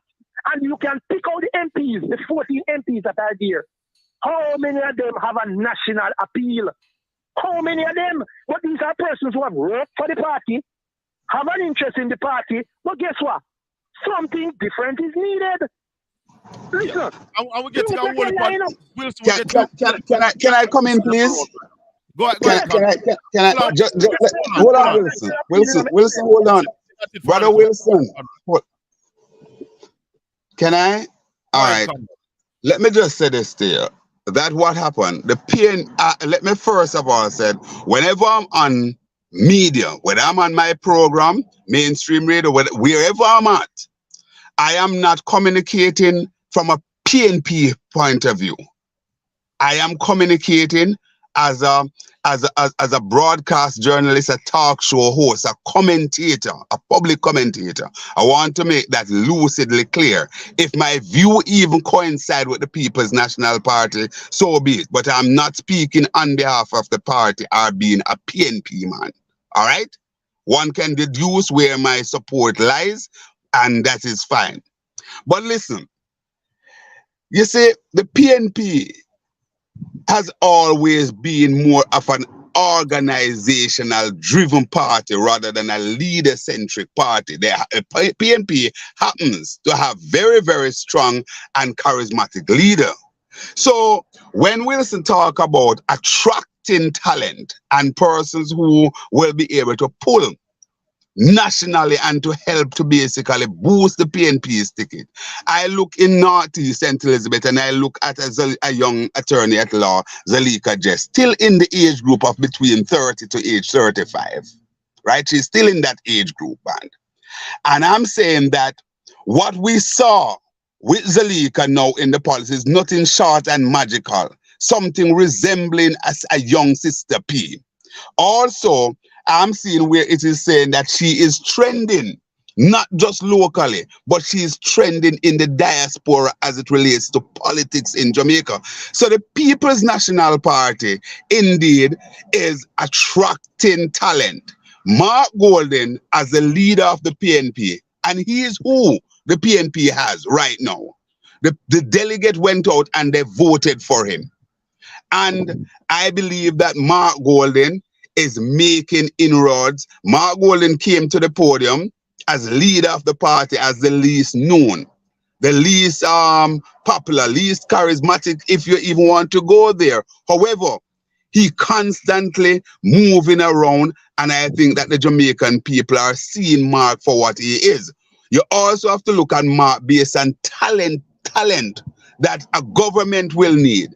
Mark Golden's record as Minister of Justice is second to none. Right? The most legislative agenda was passed under his watch.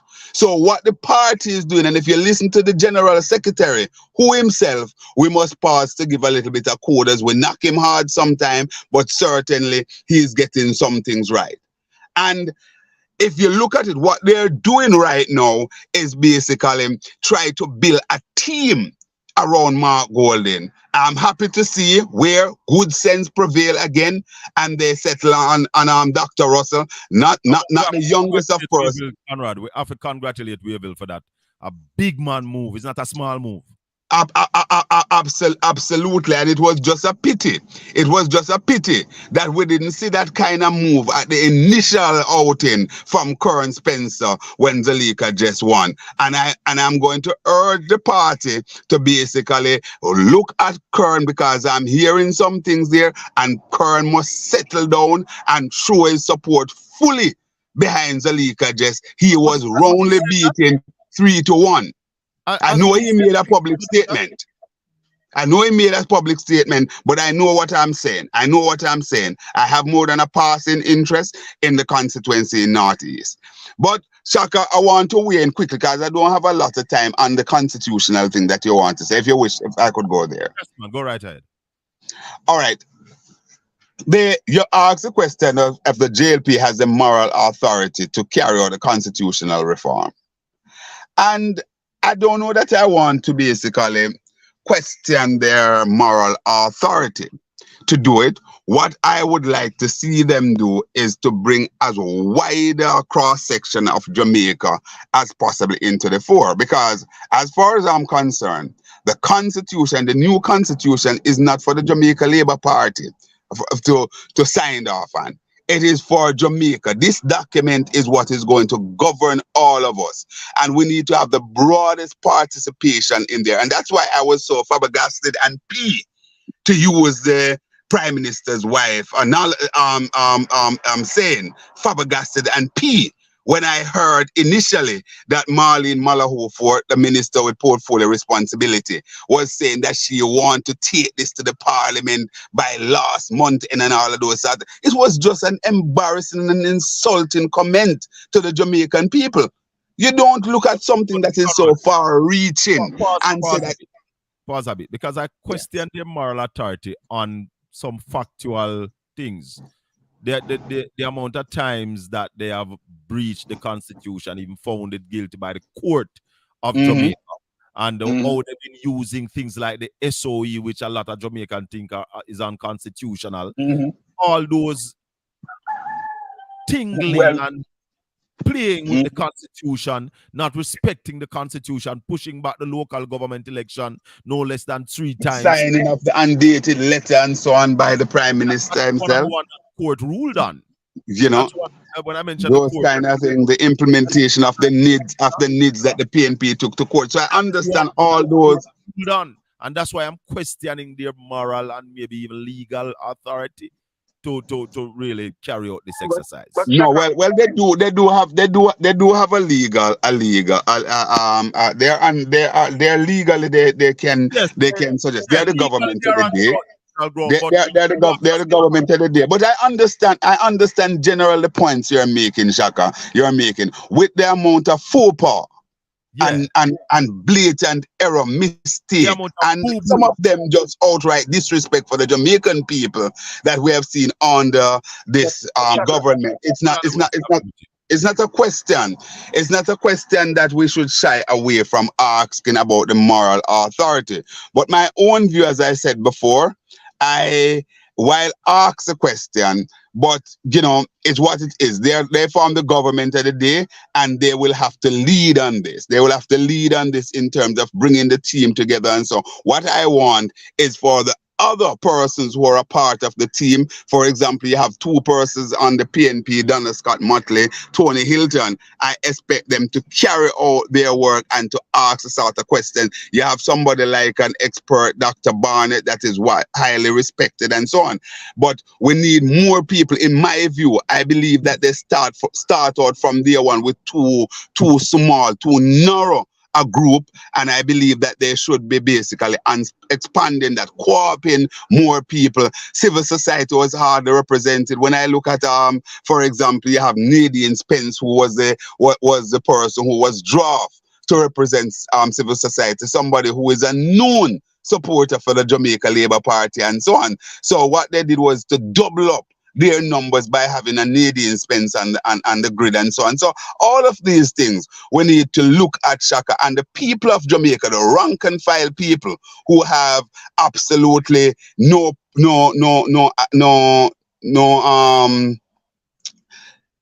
which word I'm searching for. They are not sitting in lofty offices, but the Constitution is going to impact them or impact us even more.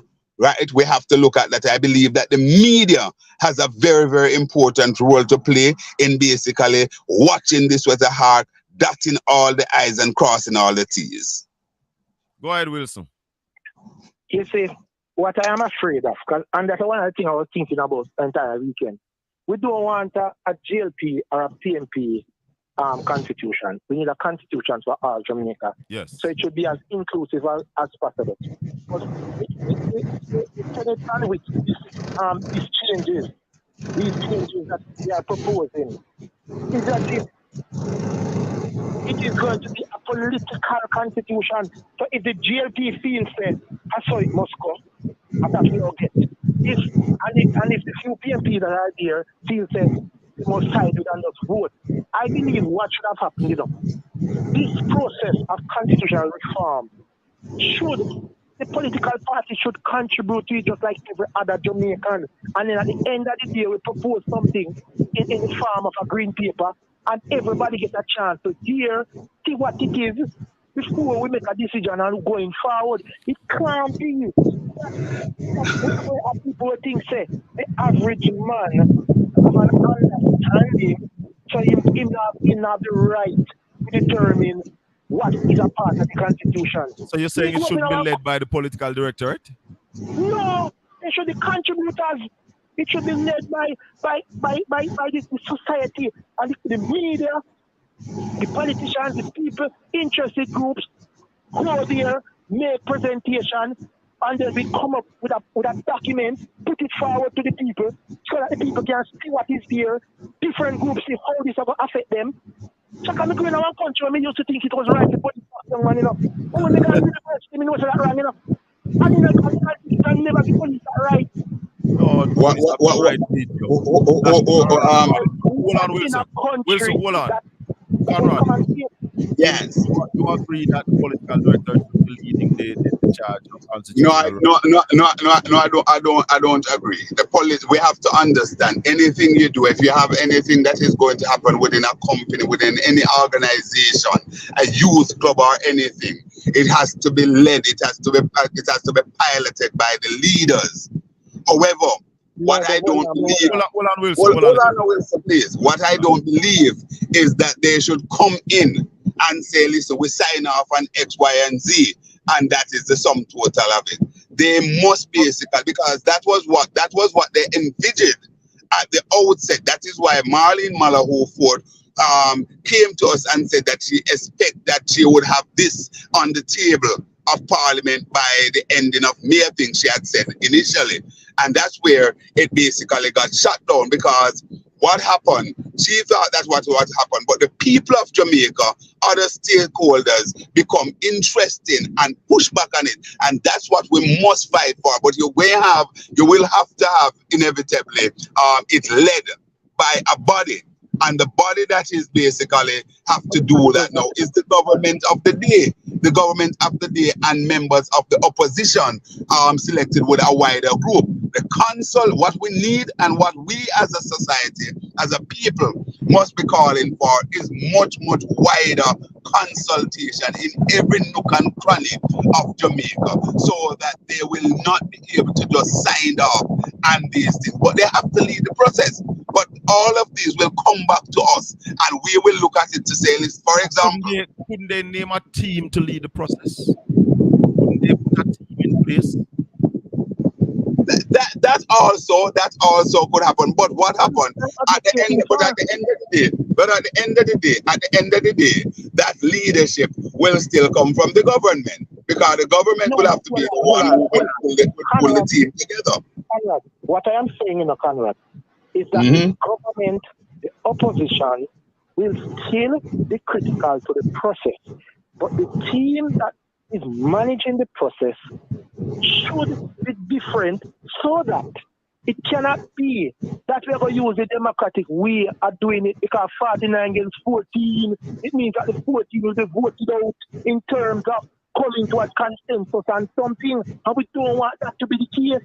Because remember, but that's why it has to go to a referendum, you know. The parliament alone can't vote in that. Absolutely, and I think with respect, Wilson. With respect, Wilson, I think that you misunderstood the whole thing. This is not like a bill you take to Parliament, and basically it will be decided by the one person in the Senate. It's much more nuanced than that, and that is why the discussion is taking place. It's not something that the government will be able to say use their majority and carry through. It's a much wider thing, and that is why it started out with some level of consultation with eminent people. What we need is wider cross section. We need wider cross section of people to be on it. For example, Conrad, look at it like this. Could it not be that they had a group, you see, who would be responsible for entertaining the presentation from the various groups, then present a document, and we have a document that everybody can look at. Political party, church, Rastaman. Wilson, let me see if I understand it, because what is happening now is similar. It's just that it's been led by the minister of government. So you're saying if this was I don't cheered, think what is happening now, Shaka, I have a problem what is happening now, because I think what is happening now is that they are presenting what they have. I believe what should have happened is that persons like me and other persons who have problems with what exists in the present constitution should be afforded the opportunity to say, this is what we need. Yeah, but that's why the tonals are happening, Shaka. That's why Wilson, come on, man. Hold on, Conrad. Hold on, Wilson. Presently, what obtains now, you can even submit an entire constitution if you want. So it's not just the town hall meetings. They are accepting submissions and they will meet with you. It's not, and the town hall meetings also afford anybody to go to the town hall meeting and make a submission. Can I just say something before we close out? And then that is my point. That is my difference. What is your difference? This group, we should be making presentation too. This group, would not have a constitutional framework with them one. So we are going to develop something out of what was presented. So you're suggesting that this group already have something? Of course. Government have their own agenda.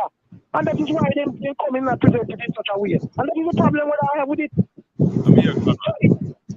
Of course, the government came in with their own agenda. For example, That's one of the government came in with their own agenda, where they really wanted even the upper and the lower house to vote together to get a 2/3 and all of those sort of things. And hold on, and that is why, because of the consultation and people looking at it, basically shut down that from day one, and that did not even see the light of day. It is another reason why they came in with the situation. Both the opposition and the PN and the JLP, the PNP and the JLP, they were thinking of a non-executive president, just a title ahead there. And what we're hearing now is that that is now being revisited, and there is some amount of tweaking. We heard from Minister Malahuford where he's saying that, listen, the president will have some executive and some non-executive. How that hybrid will come about, I don't know. But we have people who will sit on the, we have people who sit on the committee, and as I said, the wider consultation. Because what happened in Wilson, the people of Jamaica have to get up off their backside and basically become involved in these things, you know. Just like how the voting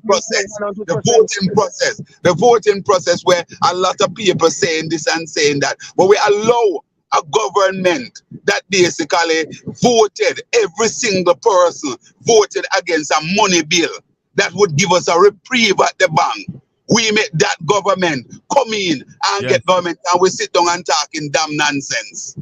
We must stop it. All right, sir. Wilson. The fireman speaks. Blessings, fireman. One love. Yeah, man. In closing, I still believe we have to be careful when it comes on. Hold on, Conrad, don't move in becoming a second congratulations. We're not talking about the election. Finish up there. Yeah, man. It's just that I wanted to bring the constitutional changes and framework, the discussion. I wanted to have a discussion about it, because I'm sure that next week we'll do that. We have time next week. We'll make some time for that next week. Good. We talk then next week. Yeah, man. Bless up. Bless up, Wilson. Call me. Let's chat. All right, cool. Congratulations, Conrad. You said that you would wipe out Kern. You did. Congrats, man. Thanks a lot, Shaka. And what happened? We were just talking from the seat of our pants. We went down and we saw what was happening on the ground. I was getting the information on air, and as I said, I journeyed to St. Elizabeth a few times, and you could feel it. You could feel it.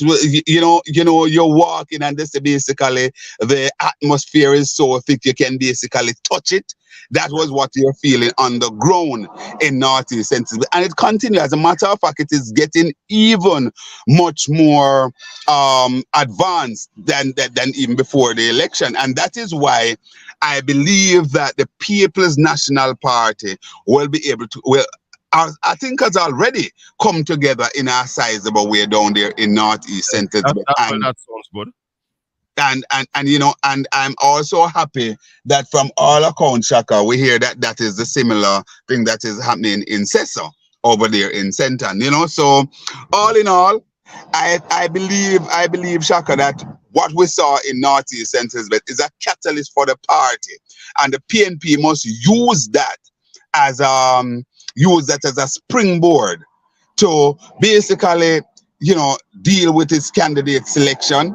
I think that the party, Shaka, must move a pace to settle on the candidacy, including your own.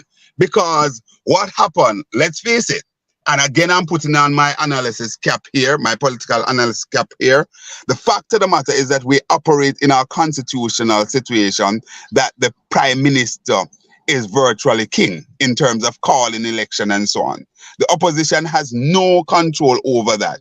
What we're seeing, and we're not talking about just a one-off, but the trend certainly over the last 3 polls or so, showing 3 or 4 polls, not just Dan Anderson, but even Blue Dot poll that was coming. Blue Dot poll, you know. Even Blue Dot was basically showed. And that was done by Nationwide News Network. And nobody can accuse Nationwide as being anti the government. All right? So let's put that on the table. So when you look at the trend where the Jamaica Labour Party is under descendancy. Its leader is declining rapidly. The PNP is on the ascendancy. Mark is basically showing some improvement and so on. So therefore, the Prime Minister is going to look at the best opening to really go to the poll, in my opinion. And I don't see it getting any better. One of the things that Donna Anderson have also identified, Shaka, in the poll is that 160,000 people that left the Jamaica Labour Party, the PNP, I'm sorry, the People's National Party in 2016 or so thereabout, who voted in 2020, I'm sorry, 2020. So, in 2016, another 130 in 2020, 160,000, yeah. Yeah, so when you look at that now, Shaka, what Dan Anderson, noted pollster Dan Anderson, who basically called the last two election right, what he's saying is that 160 finding their way back home, and once the PNP continue to do its work and move in an appreciable way, then certainly the Jamaica Labour Party is going to be hard pressed to win the next election. When you look at your own region there over there in Portland, it is showing that the PNP is leading by about 19 percentage points. That is saying that not only that Portland will be wiped out, but if that holds, it will swing right into west as far as Western St. Mary. No, but it shows that we're leading in the entire St. Mary as well. There you go. So, you know? Yeah. And Shaka, I dare say to you that a 7 percentage point or 7 percentage point swing or so to the PNP will bring back even the 2 St. Thomas seats into the fold of the PNP, you know. Yes. Yes. So it looking good for the People's National Party. My concern is that we're seeing some signs of dictatorship in Jamaica right now. So I don't know when an election is going to call anyway. Well, and that is why, Shaka, it behoves the opposition. It behoves the opposition to be on their P's and their Q's and to be ready. I certainly believe that even if it's going to take the court, we will see an election by sometime close to at least February next year, because Mark Golden, Marky G, the opposition leader and PNP president, served notice that he will be taking Andrew Michael Brodegard, Radham Holness to court and the government of Jamaica if they cease to carry out and come.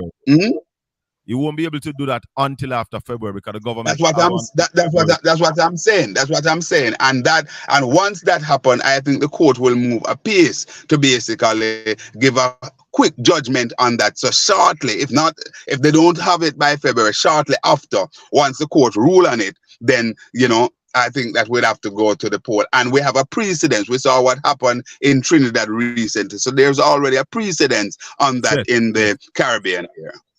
Well, Fireman, right? So I saw her on Sunday. I saw her at the NEC on Sunday. Yes, in full flight. So big up on yourself. One love, my brother. We're moving. Before you go, Shaka, 1 second. Before you go, and I know it's a little bit squeezy for you to say it, but I will let me take over the interview for a second here. Your own candidature. I heard the General Secretary said that there are some constituency that has one aspirant that they will be signing off quickly. Any words from the officialdom and your situation down there in East Portland?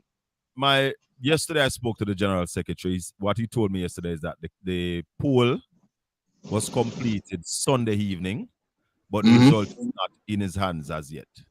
So hopefully by next week we should hear some. Any indication if you are over the 25% threshold? He said that the poll has not gotten to him as yet. The result has not gotten to him as yet. So that's okay. All right. Well, let us be decent about it and allow the General Secretary to. Yeah, man. Not a problem.